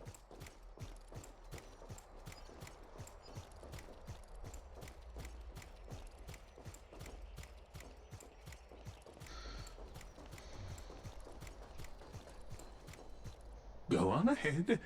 Take this Yanis shortcut, and the long pilgrimage stairway will be waiting for you at its end. I have to admit, I never expected you to not ask me anything. Not even my motive. Because I know very well what it is you are after. As the saying goes, a gentleman helps others achieve their goals. I have a feeling that your theory will be validated at the end of this journey. I believe Kefali will not deprive you of your right to ask your question, especially now that you're on the brink of death. You must be closer to Kefali than anyone else. Wouldn't you agree? I hope things go as you say, then. Putting a child of justice into a farcical world is bound to turn it upside down. It is my hope that you bring a much-needed change to this world which is on the brink of destruction.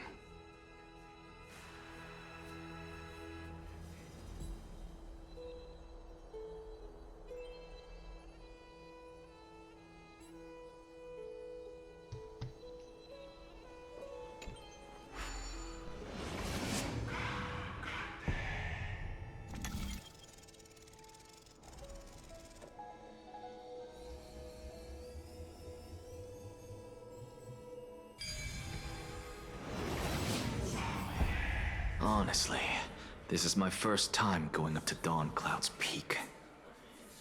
What a splendid view. Isn't it about time you recognize the magnificence of us Titans? Well, I don't see how this place is different from those temples in the city. All they have are magnificent facades.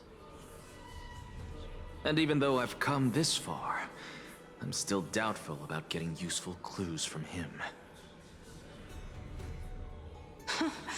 I must be getting ahead of myself to be expecting to hear something nice from you. Oh? Haven't you been in my head for some time now? It's high time you get used to how I feel about things. All right, we're just a short hike away from Kefali. No time to waste here. So the intellectual debate from earlier was too draining for you, huh? If Amphorius gets a new lease on life, you should focus on strengthening your body and stop shirking social interactions. Save your concern. The Titan is in sight. Can you make it? Why?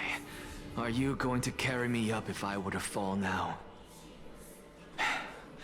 I know how far I can go, so just hold your tongue and come along. Fine then. I guess I won't say any more. I'll just wait till your soul dissipates completely to gain control over your body. Wait. Who is that? Cersei's? Hey, look at that. Huh? What should I be looking at? Am I hallucinating? Or do we even get to see souls when we're close to dying?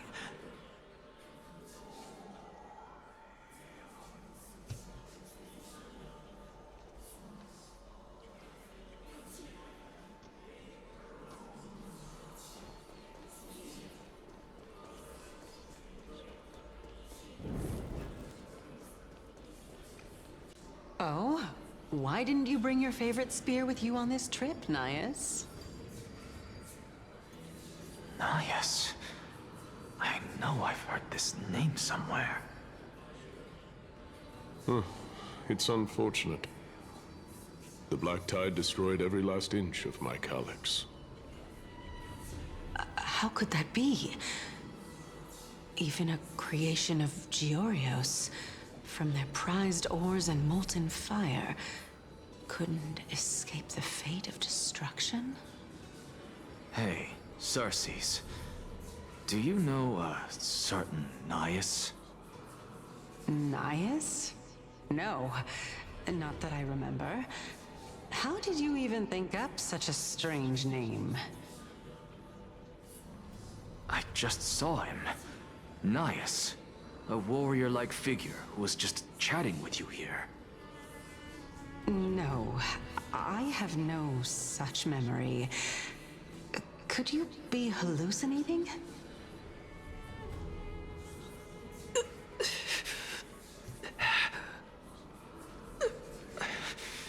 This is a departed spirit?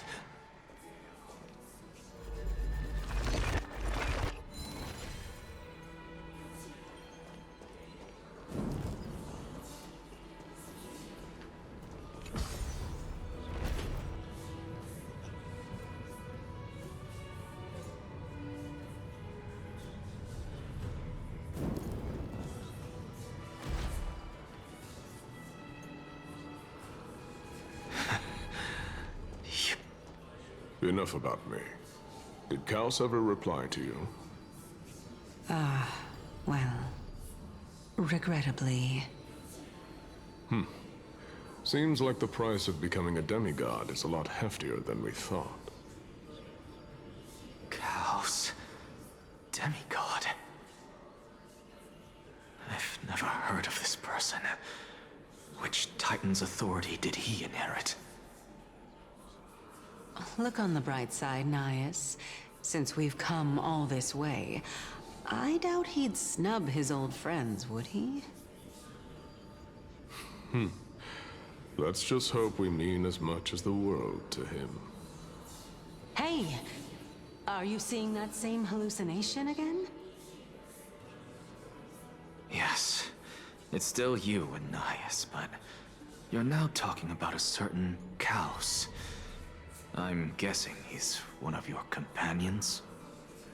Kaos?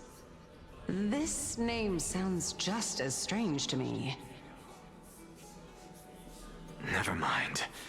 I think I know what this is about. If things are as I thought, then they aren't hallucinations, but the souls of people. What? But if those are the souls of the dead, then what am I? Beats me. For all I know, you're just an illusion I conjured up in my dying moments. Let's just keep going. As long as I take already in know more that's not true sights, because the one guy, hear more stories. the Antikytherian guy, can Know your see limits. souls and he sees Wander her. too far So among the dead, and even I might not be able to save you.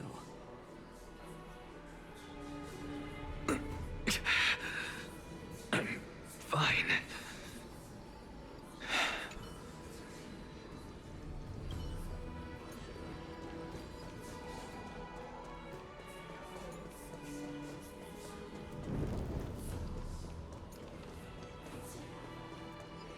So...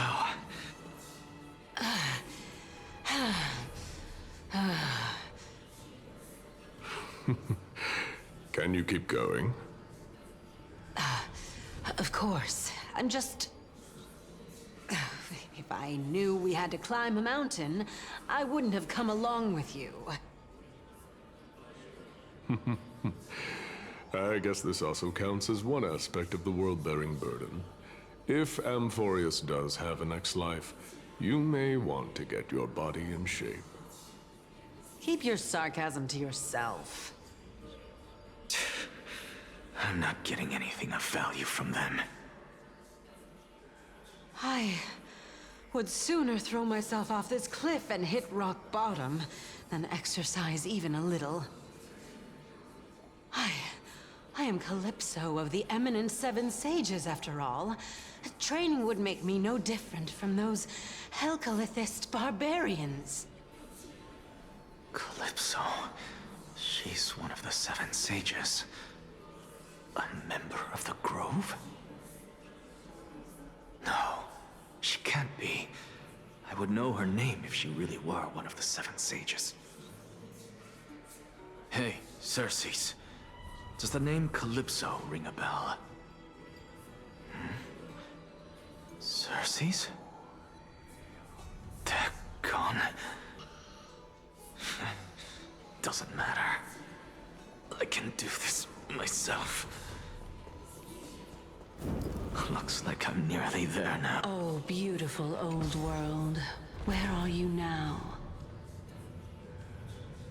Oh, legendary Era Chrysia, return to the mortal realm. Splendid gods once walked the paths we walk. We're here. Finally. So... I don't get to ask the Titan my question. But all of you make for a pleasant surprise, nonetheless. Very well then. Let me uncover the truth for myself. Did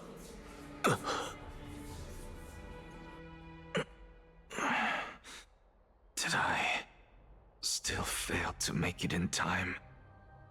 Huh? So, I'm back here again. This is... I can hear it. I hear it from the depths of the tides, behind the closed doors of the void world. A voice ready to tell me something. This time, the voice is a lot clearer than before.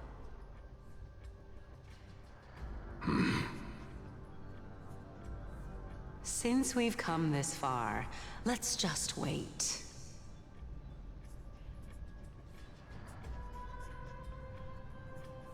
Lord Nias and Miss Calypso, are you both here to visit Chaos too? Yes, and we've been waiting for quite some time now. Regrettably, he hasn't answered us. The worst-case scenario is that he's already been overwhelmed and crushed by the world-bearing burden. You're overthinking, Lord Nias. I can still sense Chaos' soul in the area. And besides, we both know Chaos' nature. A deliverer like him wouldn't fall so readily, much less give up on all that he holds dear. Isn't that so? Yes, I have faith in him. That reminds me. Why are you making this trip alone, Polixia? Oh, my sister needs more time to make sure the flowers are fine.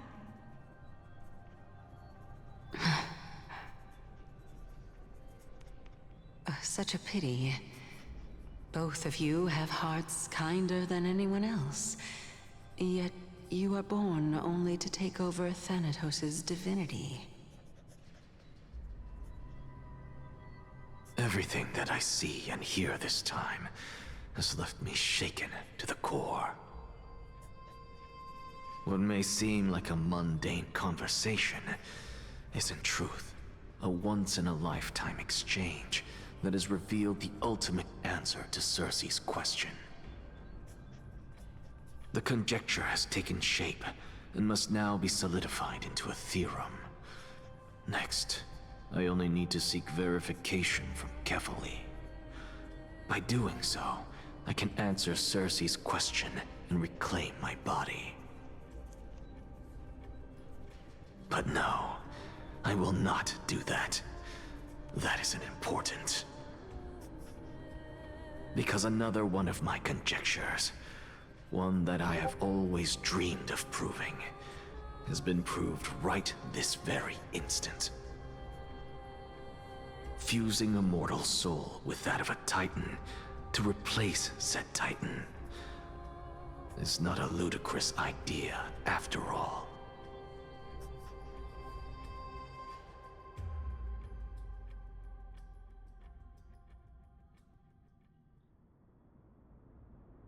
What are you thinking about?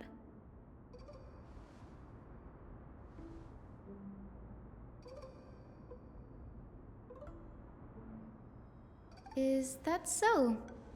You don't look the slightest bit amazed, though. Plus, you seem to be strangely familiar with the city around the Great Tree. It's because you gotta think about where he's from. But she doesn't know where he's from. Events of the past, huh? I was also a child when I looked up at Circe's. Their leaves and branches reflected the sparkling stars. And their trunk was like a pillar that supported the sky and ground. I stood at this very spot back then, imagining the day when I could climb to the top of this tree. Because I would be the closest I can be to the sky at that spot.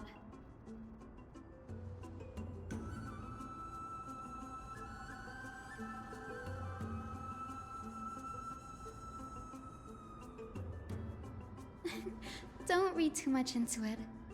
I mean, can mortals even hope to reach Aquila's realm? They're a strict and draconian god. Nothing like Circe's. Reason is willing to share what is theirs with others, but Sky only expects people to revere them. You get what I'm saying, right, Denny? After all, the titan that imprisoned you and Grey here in Amphorius is none other than Aquila themselves.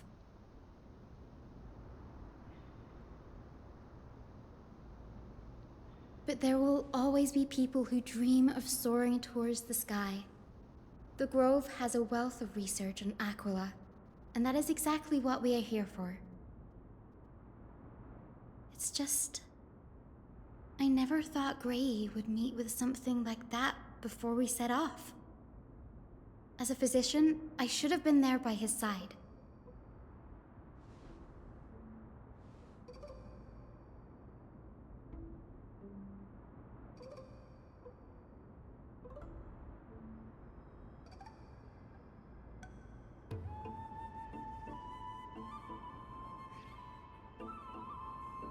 Yeah, there's no rest for the weary, huh?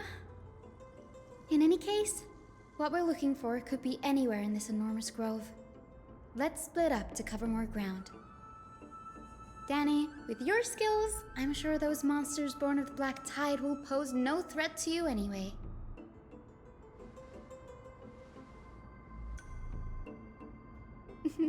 Have you forgotten that you're talking to the chief physician of the Twilight Courtyard?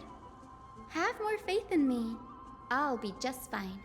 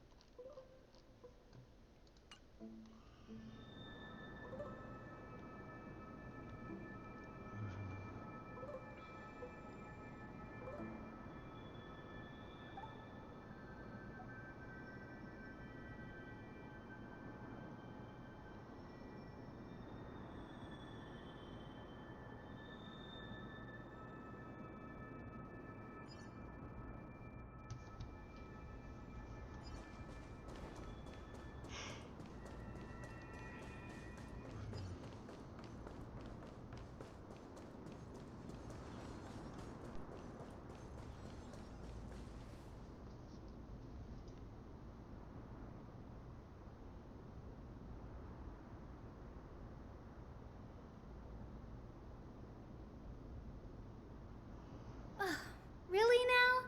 This is way more trouble than I could have asked for. Or you could sit back and watch.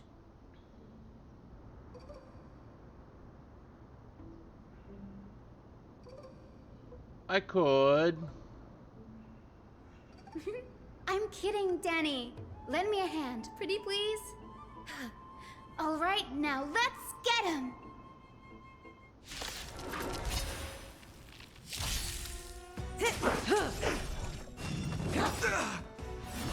Is that all? In the name of Landau, a will forged in ice never falters!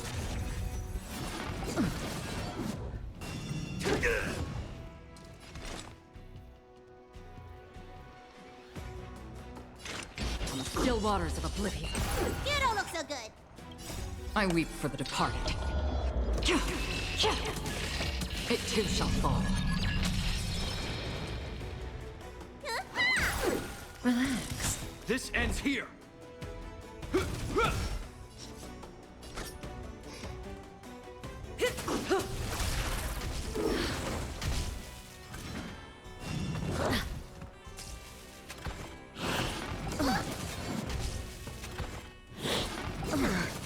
Free will, or was it fate? Destined for oblivion. Not bad.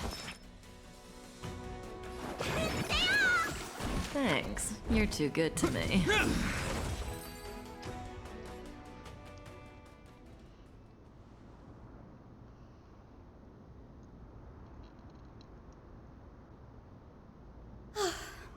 The Black Tide is remarkably quick to detect the light of Amphorius.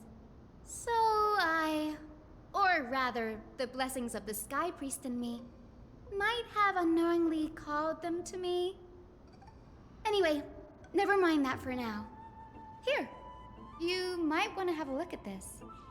I found it around here and thought it might be of interest to you.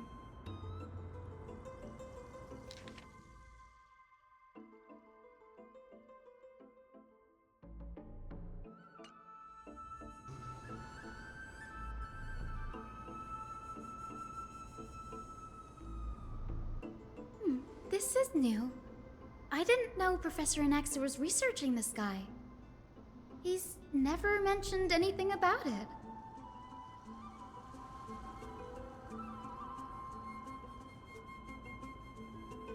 Might is an understatement. Anaxa has never been one to venerate the gods, nor has he ever found it within himself to put any faith in the prophecy. People have come to think of him as a heretic, even in a place as liberal as the Grove.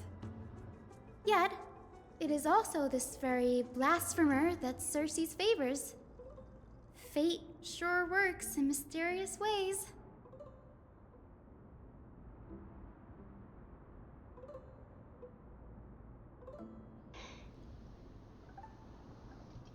Oh, let me have a look.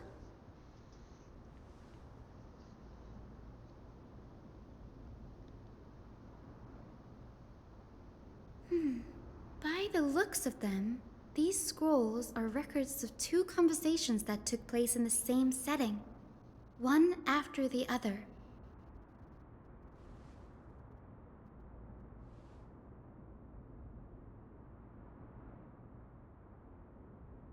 Sure, go ahead.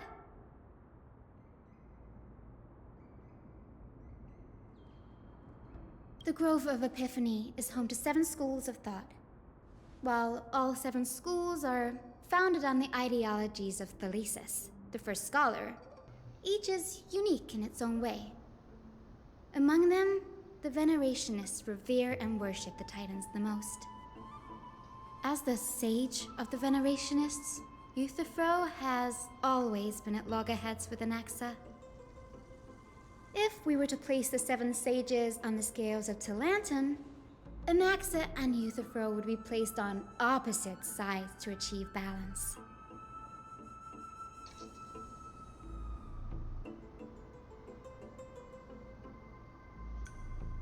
Nearly everyone in Amphorius has heard the story of the sky-ships by now. Aquila's stature is loftier than the heavens, and their divine retribution is merciless. That's why it's no use building giant skyfaring ships. Oh, but I do wonder if a supercharged mini Treevee cannon could slip past their watch.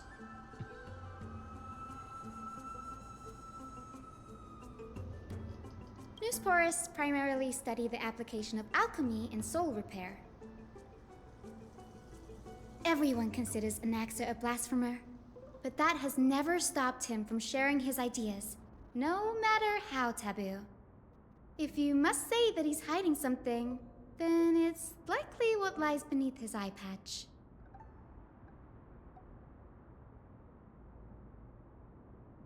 Anaxa often says that every failure brings us one step closer to the truth.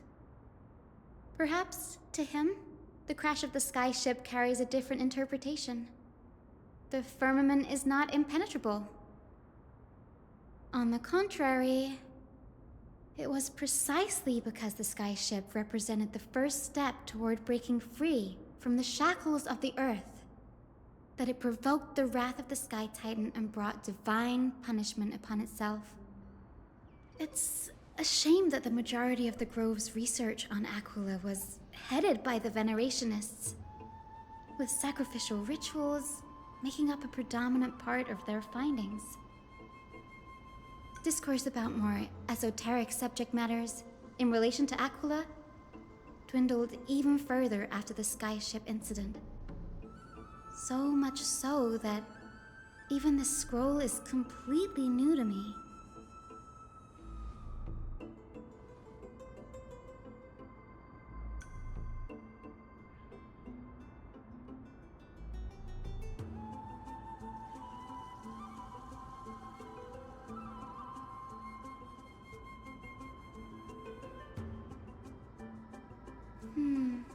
That's what I'd like to know. What are these experiments he's involved in? Even I, the assistant lecturer, know next to nothing about them. I have a bad feeling about this. Could there be more to what happened at the Grove?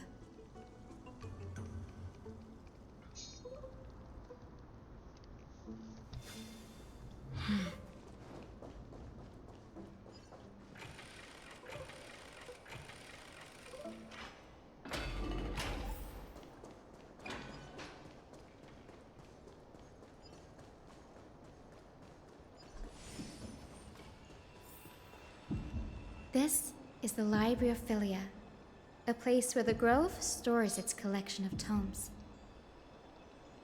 Other than books written by the 7 schools, you can also find philosophical texts, ballads, and religious writings from the Outlands here. Cities that desire to learn from the Grove were apparently expected to contribute knowledge of equal value to what they sought. We've had more than our fair share of hilarious episodes over the years.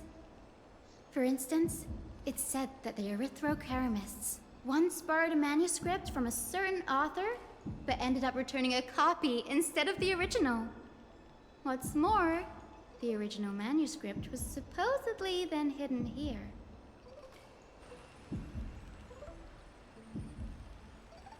Nice? No need to hold yourself back, Danny. You can just tell it like it is. Their behavior was no different from bandits.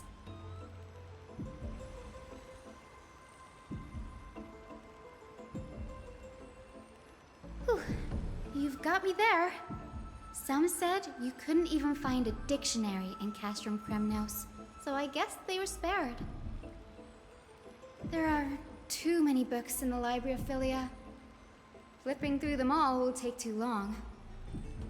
Why don't we use the Biblioslate to search for the texts we need? We can bring them back to Akama for reading after that.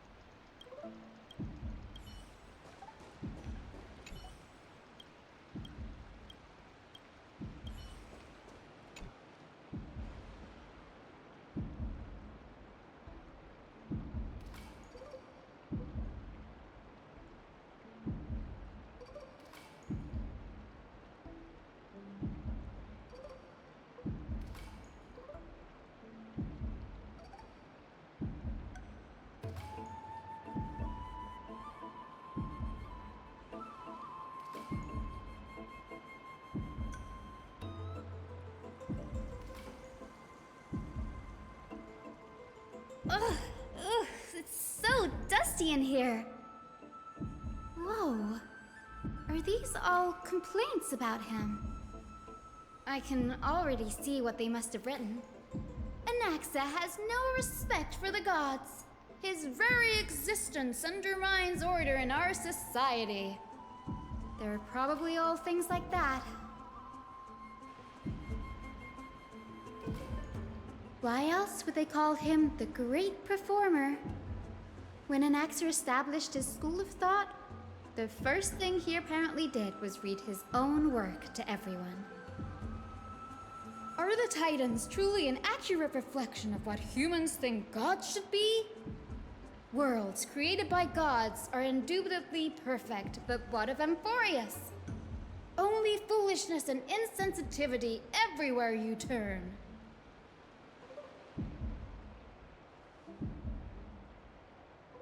They marched him straight to the seat of judgment before he could finish. Though what he took on in the end was more of a debate than an actual trial. He had to address every one of the scholar's allegations, or face expulsion from the Grove. The first allegation was... Do you agree that since the Titans created the heavens and earth, so the mountains, rivers, and seas must likewise be their creations?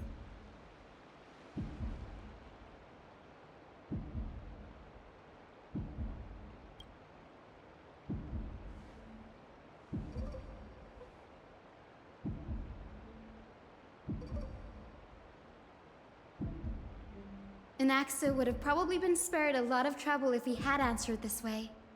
Instead, he quoted past instances of the Flame Chase journey and posited that humans have the potential to take over the divinity of Titans.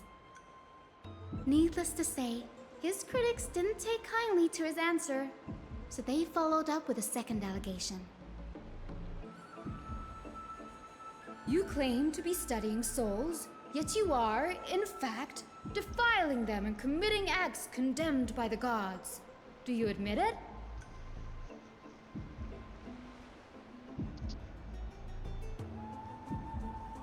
Anaxa always wears an eye patch, never removing it, even when alone.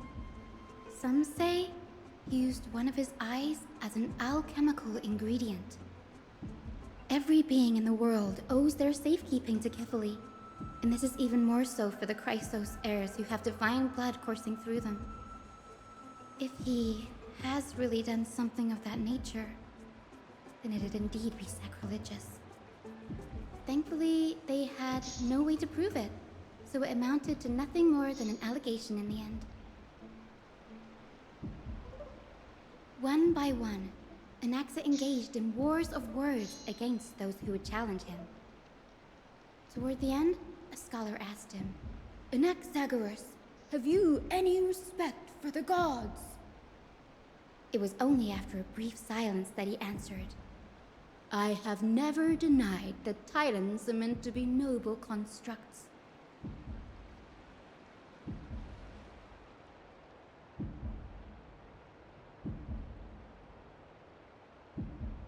Yes, I'm not sure how that controversy was eventually resolved, but what's for certain at least is that Anaxa was allowed to stay in the Grove where he continued his research, despite being regarded as a heretic.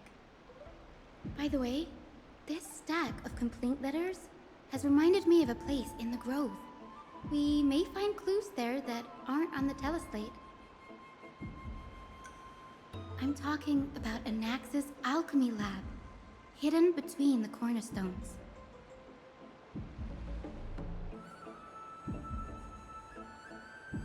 Well, I guess that's where we're going next. It's a well-kept secret. Among the 7 sages, excluding the nominal chief sage, each has a private sanctuary where they can conduct research undisturbed in their free time. Even the administrators of the Library of Philia are restricted from accessing those places and documenting the sage's research. But with the Grove in this state, I'm sure Naxa won't be mad even if we sneak into the lab for a short while. Right?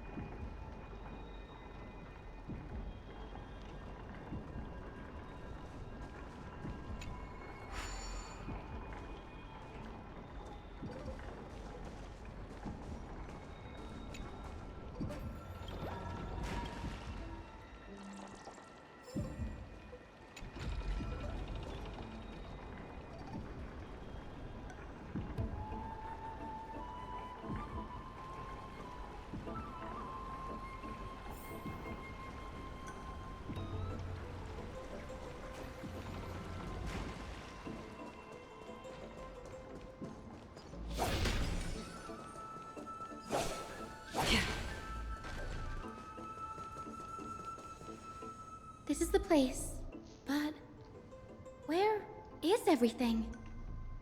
Materials for alchemical experiments, matrix diagrams, and even the seal to the lab. They're all gone. Did the Black Tide destroy it all?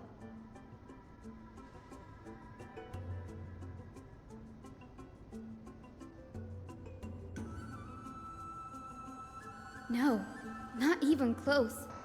Not only are alchemy experiments high-risk activities, but Professor Anaxa also has a penchant for using bizarre materials. Students often saw him walk in looking right as rain, but come out covered in soap with his hair singed. Naturally, no one dared to come near this place. Huh? That bookshelf over there seems to be the only thing still intact.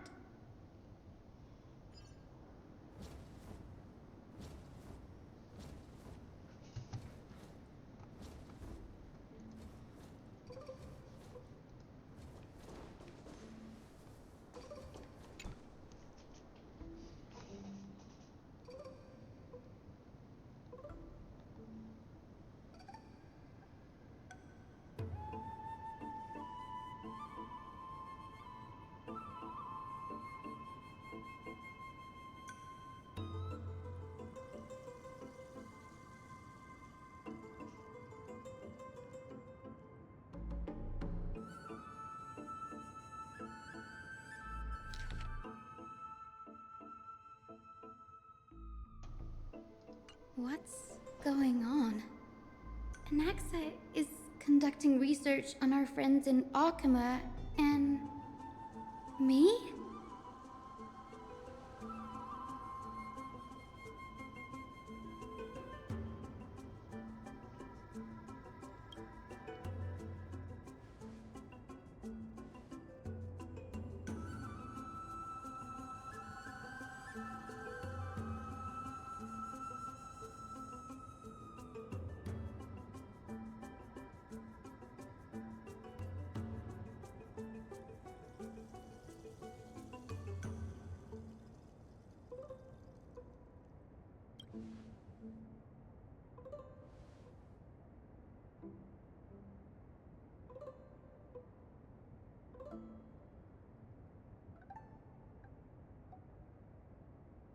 It wouldn't have been so strange if he had focused only on Cassie, given her own curiosity about her origins.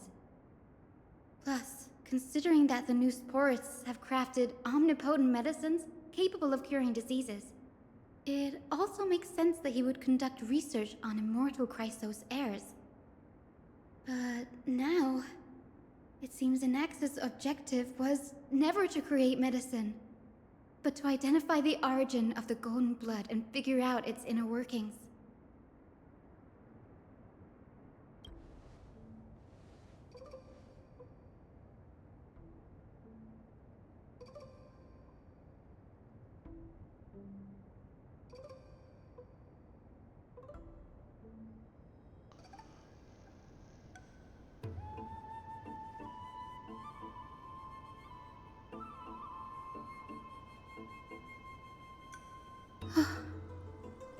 Danny, look at this. I have a bad feeling about this. Yeah, you probably should.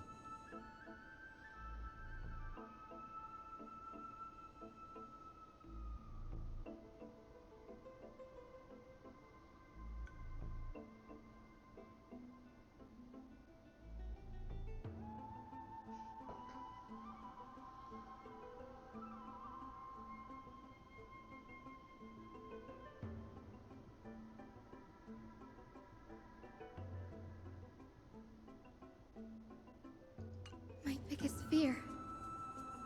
It's come true.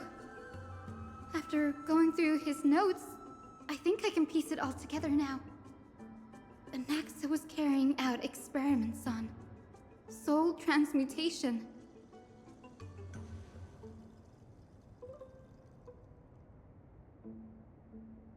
Yes, this is what he was secretly conducting research on. Something he had to keep hidden from others. Compared to his public speeches, this is the real blasphemy.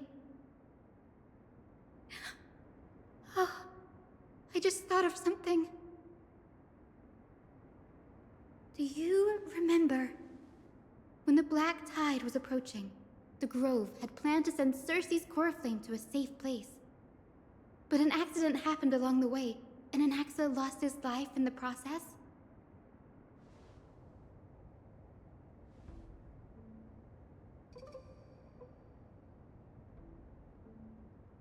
That's right. But what if Professor Anax's fusion with the core flame of reason wasn't an accident? Put yourself in his shoes. Knowing that the Black Tide was closing in and your time was running out, what would you have done?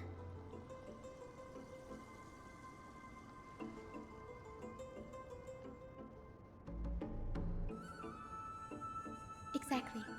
When the Black Tide came, the true reason Anaxa headed to the Luminary Throne was to transmute and fuse himself with the Titan's core flame. No. Judging from how he reacted after the event, the results came as a surprise. Maybe he failed to consider the possibility that Cersei's would make a similar decision. The manuscripts detailing all the alchemical formulae have been taken away. His research is still ongoing.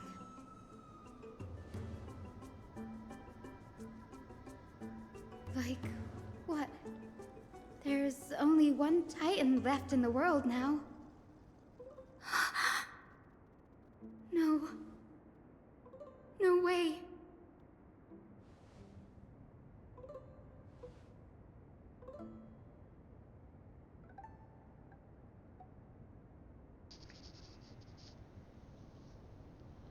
He's after Kefali. Sir, this sky above us, it's not real, is it? Of course not. This is just an image from a projection device used for educational purposes. A simple trick. The day-night cycle has been lost to this world. So that students like you may still learn about the night sky, astronomers have harnessed the Titan's miraculous power to manipulate the light, projecting the nights of the past here for you. Much like how the sky above the Holy City is also illuminated by Kefali's dawn device. So, the skies of Akama are fake too. You mustn't conclude that, Inoxa. You should know that only a child would expose a trick and be proud of it. Often people know more than they let on. They simply choose to feign ignorance because they have no other choice. Then they're just deluding themselves. People believe in Kefali's tale of Genesis, accepting wholesale whatever the priests preach. But we're different. We've already walked out of the firelit cave of ignorance. We have already realized that we live in a world where Titans make the rules. Even when we look at the sky, we're only seeing what they allow us to see. Rather than gazing at this mockery of a night sky fabricated by them for the rest of my life, why shouldn't I be the one to take control of the projection device instead? So much time has passed since you sowed the seeds of doubt in my heart, child. Many a night, I find myself penning down all my theories and wild ideas, only to burn them to ashes when I open my eyes in the day. Why? Because we'll face death by burning if word gets out? As a sage of the Venerationists, my soul has already become inextricably linked to the great tree. Every word I say and every move I make is certain to influence every leaf, every branch, even the tree itself. But above all else, my days are numbered. Instinctively, I have my doubts about the golden blood and the human soul, yet I have no means of verifying them. The golden blood in my veins is woefully thin, and I am loath to waste what little time I have left obsessing over a hypothesis that cannot even be proven in the first place. But I can, sir. I can do it for us. The time is right. Give me all that I need, and I shall accomplish this grand feat on your behalf.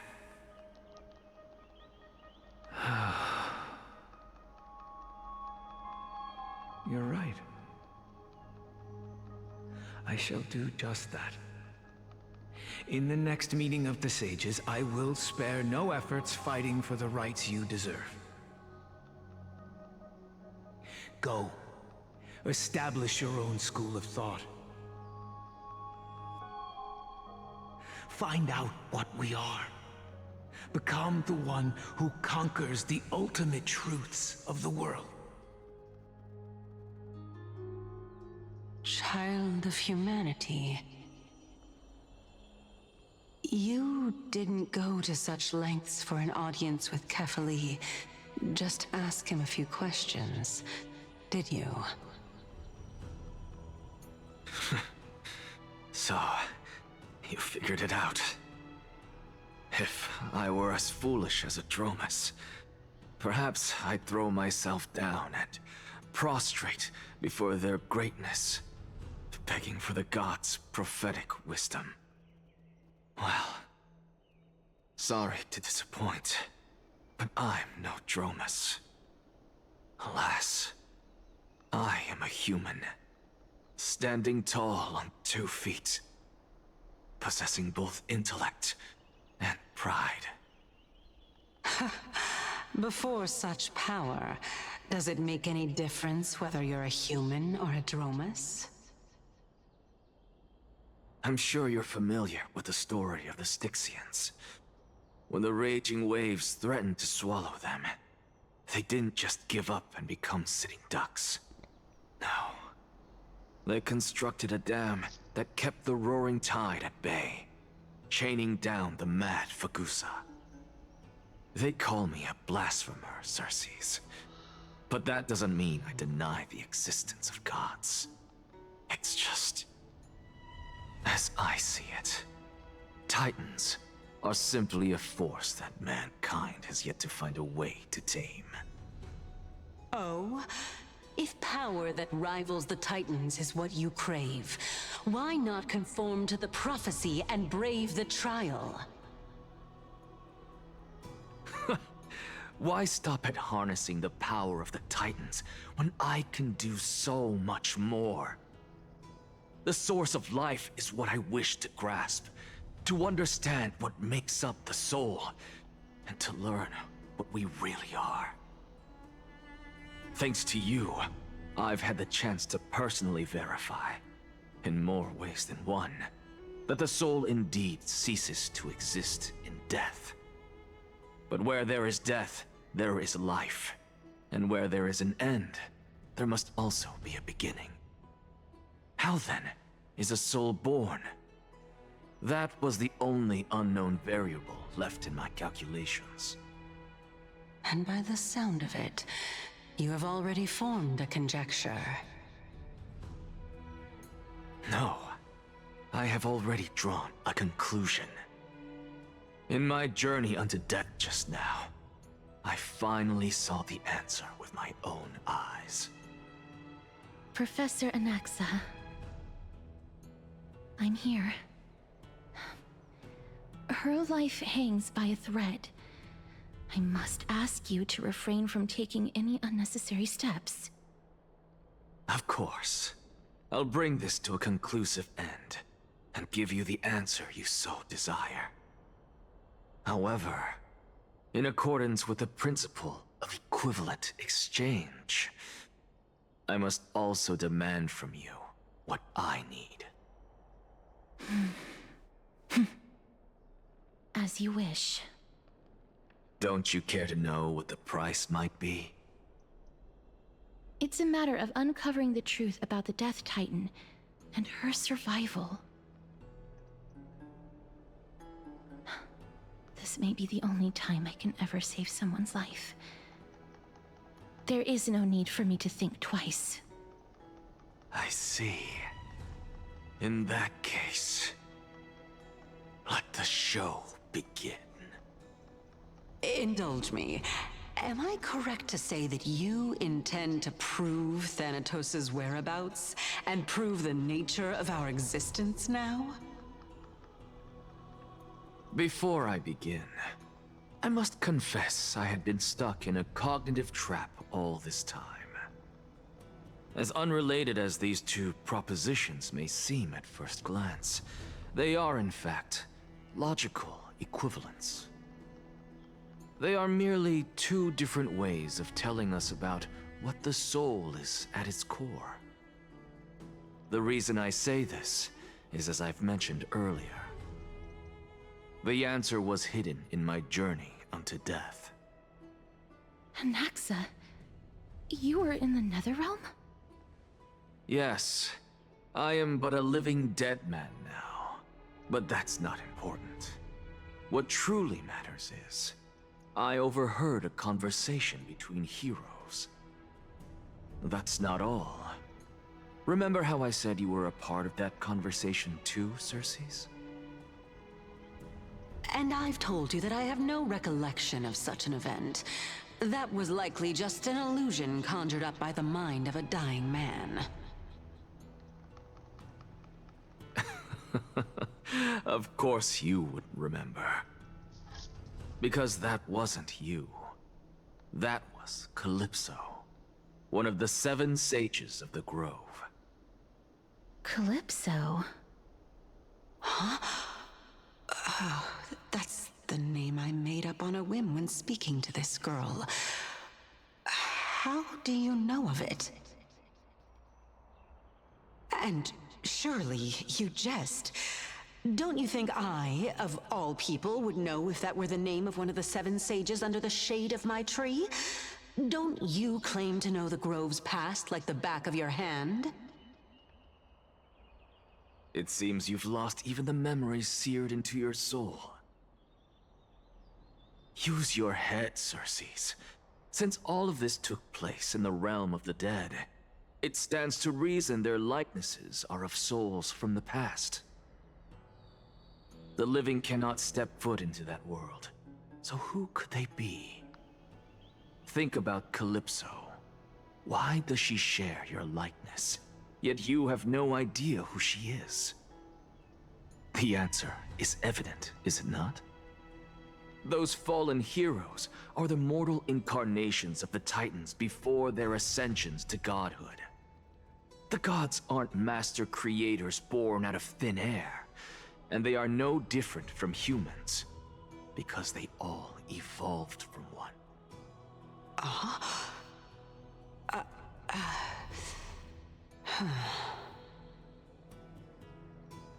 Does this answer disappoint you? Yes, because you've answered nothing. If I truly was once human, as you claim, then where do the children of humanity come from? Even on the off chance that you speak the truth, this brings us no closer to grasping Thanatos' whereabouts. How are we to find them? I knew you would say that. But it matters not. I know what I'm doing. Actually, why don't we have this supreme being standing before us tell us everything? You can revive a Titan? Humans cannot return from the dead. Neither can gods. But all we need to do is look at this from a different perspective, and the problem will resolve itself. The solution is simple. Just like what you did to me. If I'm reborn as Kefali, I can rebuild the world and all within it as they once did. Simple, is it not?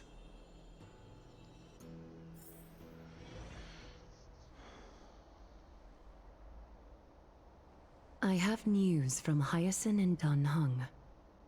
Anaxa might be trying to do something with Kefali's divine body. Kefali? But what could Anaxa want? Is the Council of Elders going to sit around and let such a sacrilegious act unfold? That is not possible. He is indeed the great performer, capable of fooling anyone and everyone with his tricks. I'm sorry. No need for guilt, for this is good news to us. The Council of Elders has found themselves a traitorous ally. Anaxa's ambitious desires will be something we can exploit. What we should be doing now is to keep our eyes peeled for whichever trickery Kainis is up to, and react accordingly to thwart her plans. Being Akima's political center, the Demigod Council holds just as much significance as the Vortex of Genesis. Someday, after my duty is over, this site will take the place of the battlefield where you hunt gods. Become the next challenge you ought to overcome. Till then, it's best to get used to this place as soon as possible.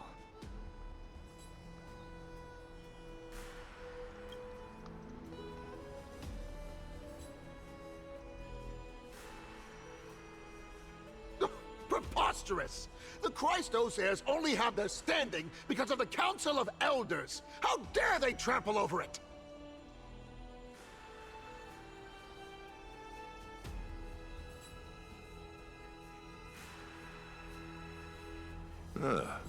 It's been a while. What is that supposed to mean? Is this really the sort of person that the young lord praised as a ferocious warrior?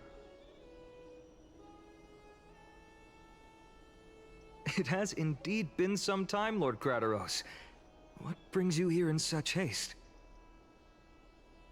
Shh, keep it down. Be more vigilant. See those duplicitous dogs over there? They do the dirty work for kindness. I've already ordered my people to hold them back, but we should still lay low. Unless you're itching for a bloody fight to get a workout in. My bad. So, did something happen? Did you hear thunderclaps last night? Thunderclaps are beacon signals of strife. They are a message from the young lord. He threw a spear bearing several words at Akama. Watch out. The Flame Reaver is back. I guessed as much. We didn't actually kill them back at the Kremnos Arena. I figured this is something you would want to know. We Kremnoans never back down from a fight. So if you plan to take that thing down in a battle, reach out to me anytime. You have my gratitude. I will let Aglaya know about this right away. Remind her to be on her toes while you're at it. That vicious kindness has been unusually active lately. Those lackeys she keeps undercover have been going in and out of the city a lot more frequently these days. Some even seem to be getting Kremnoans to defect to the Council.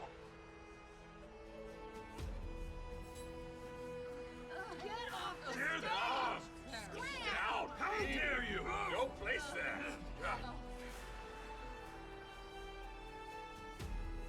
That's it. Looks like you can see it for yourself. We should get back. Thank you for the intel, Lord Krateros.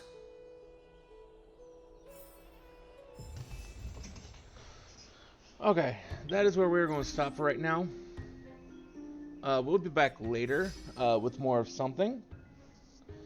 Till then, though, I hope all of you have a wonderful, wonderful rest of your day.